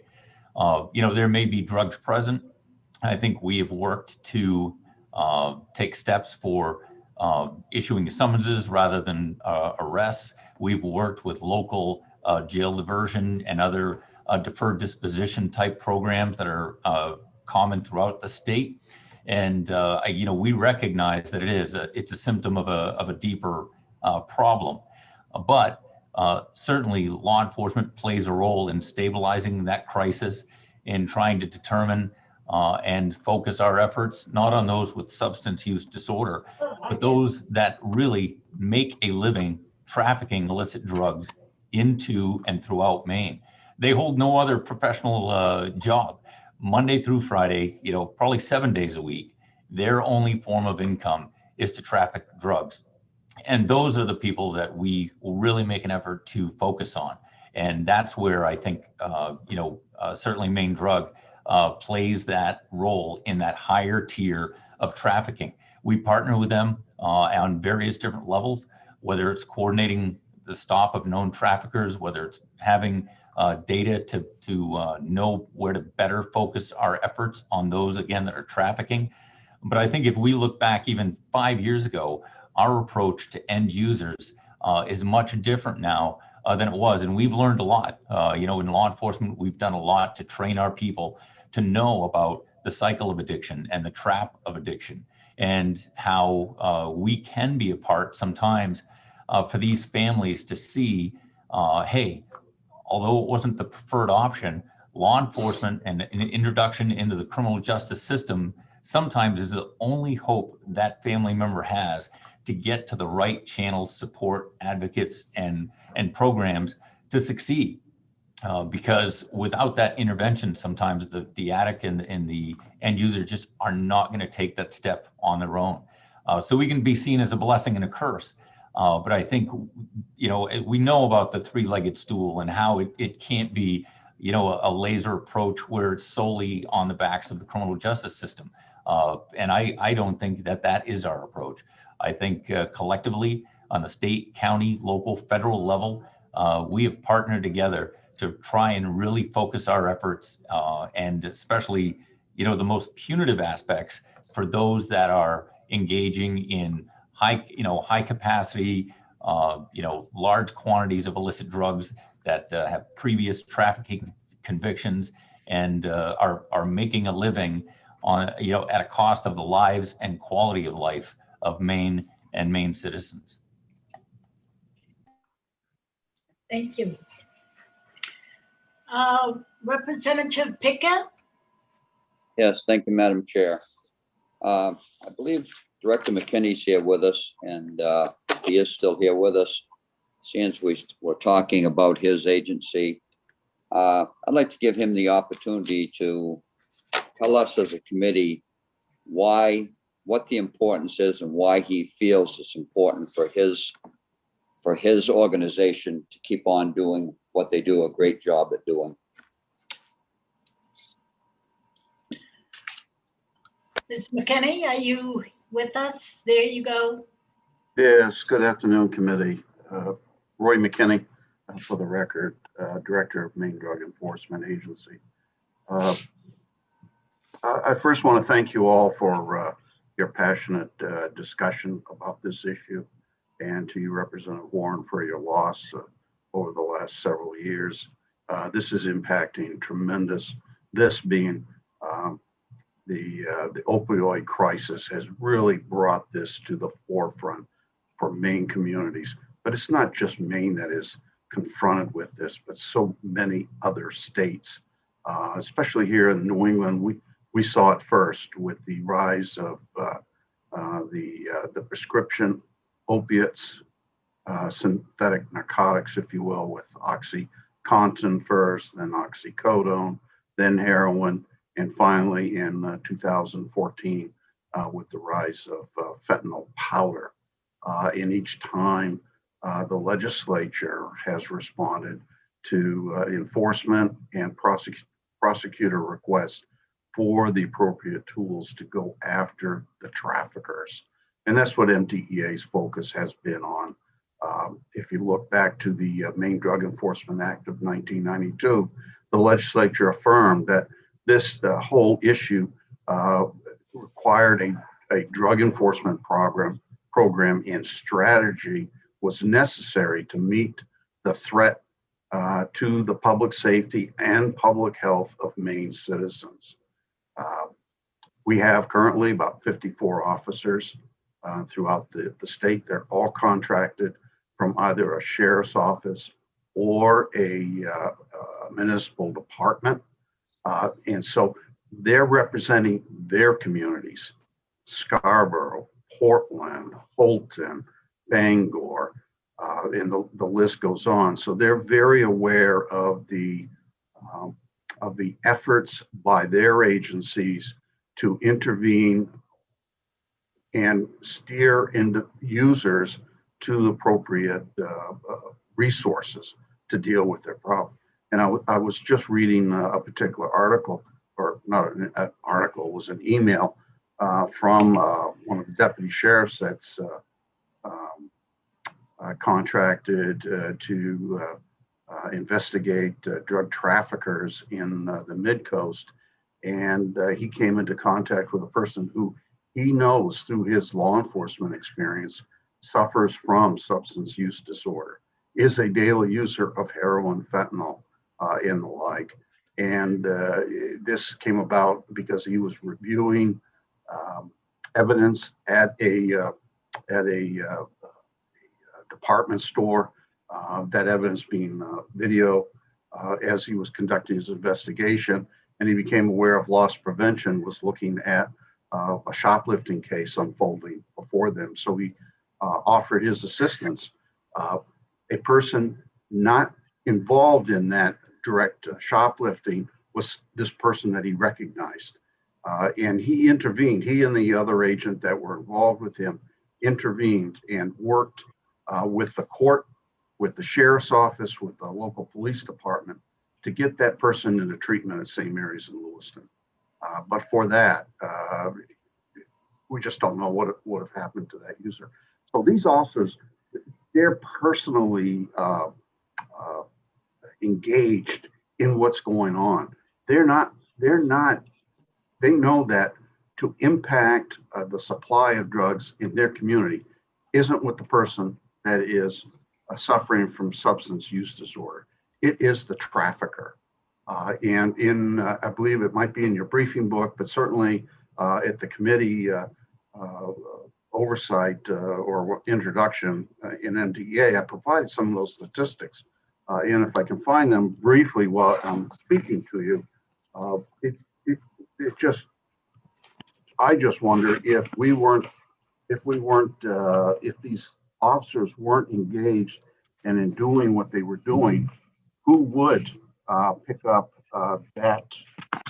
those cases involving, I just found it.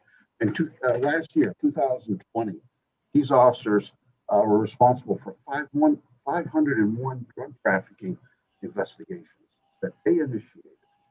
And they recovered, as a result of those investigations, 107 firearms, 60 of those handguns. We've seen an ever increasing number of handguns that we're recovering in these cases. 2.7 kilograms of cocaine powder, 2.1 kilograms of crack cocaine, 6.2 kilograms of fentanyl powder, and then 2.1 kilograms of heroin, and the other rising drug that we're seeing, and if you, in the Office of the Chief Medical Examiner's death report, you saw was the rise of methamphetamine, 5.1 kilograms last year, that these officers, and if these officers weren't there investigating those 501 cases, they would have not removed those drugs from our communities. So these officers are very much invested in their community, in making it a safe place for the residents of the communities that they represent. They're not just doing their own community, they're part of a team effort. Multi-jurisdictional task forces have been shown to be most effective in bringing together disparate organizations, if you will, into a common goal focused on interrupting the flow of drugs from drug traffickers. So that's what I have for you. Thank you, Ms. McKinney. Thank you. Representative Pickett, you still have your hand up? No, you're all set? Anyone else wish to speak? If not, there is a motion on the floor. It's somewhat of we were explained somewhat of a straw vote, but it's a motion and a vote. Jane, would you give us at least the gist of it?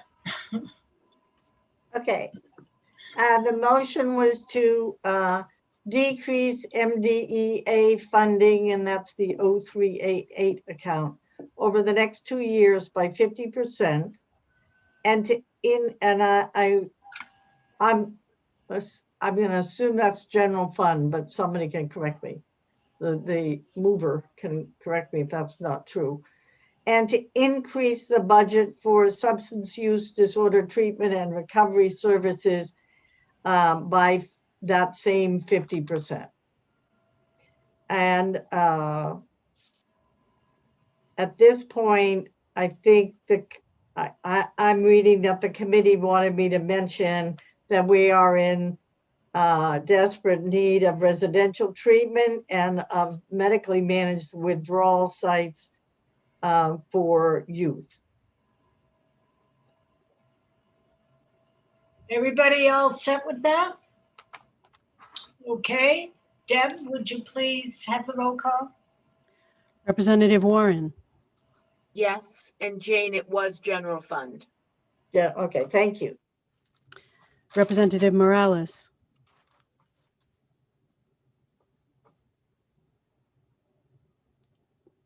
there she is. Sorry about that. Yes. Representative Reckitt, Yes. Representative Sharp is absent. Representative Lookner, Yes. Representative Pickett, No. Representative Costain, No. Representative Rudnicki, No. Representative Newman, No. Representative Pluker is absent. Senator Lawrence is absent. Senator Searway, No. Senator DeChambeau. No. That's, the noes have it with 6 noes. I'm sorry, 6 noes, 4 yeses, and 3 absent. Okay. It is now 3:31. Are we still moving on? Representative Warren, do you want to do something? I think that completes our votes on the DPS budget. We do have more information that we requested from the commissioner, and we do have time set aside for this on Wednesday. So if there were other changes or changes to the changes, once we get more information, we can certainly work on that on Wednesday. Yeah. And Representative Pickett has his hand up. I know that. I was sorry. I never know. I'm not trying to be a jerk. I just don't know who you can see. I did pretty well today. Representative Pickett. Yes, thank you, Madam Chair. I just want to say, I voted no on that because I don't think it's the right thing to do, but I'm not saying that I don't think we need to do it. And we need to keep on pushing the envelope until we find the answer to it and get the funding from where it is available to take care of the issue that Representative Warren brought up, because it is imperative that we do that. Thank you, Representative Pickett. I want to add some, go ahead. You go ahead. I want to add something to what Representative Pickett, I did not really make a statement during this. And I also, you won't believe this, but there's no one that I know that has passed away of a drug overdose, but that doesn't take away from all of what you have gone through with family and friends. And I'll just say it succinctly, I guess. I'm all in favor of the road to recovery. And all I could think of is, but this is not the vehicle that I want to use. I think it will generate more discussion, and maybe with Gordon Smith, there's the big plan, and I think we have to listen to that also. So that's where I stand. And Representative Warren, you wanted to say something? Thank you, Madam Chair. Commissioner Sawstruck, I guess I just would ask of you that you pass along to the Chief Executive what you've heard today.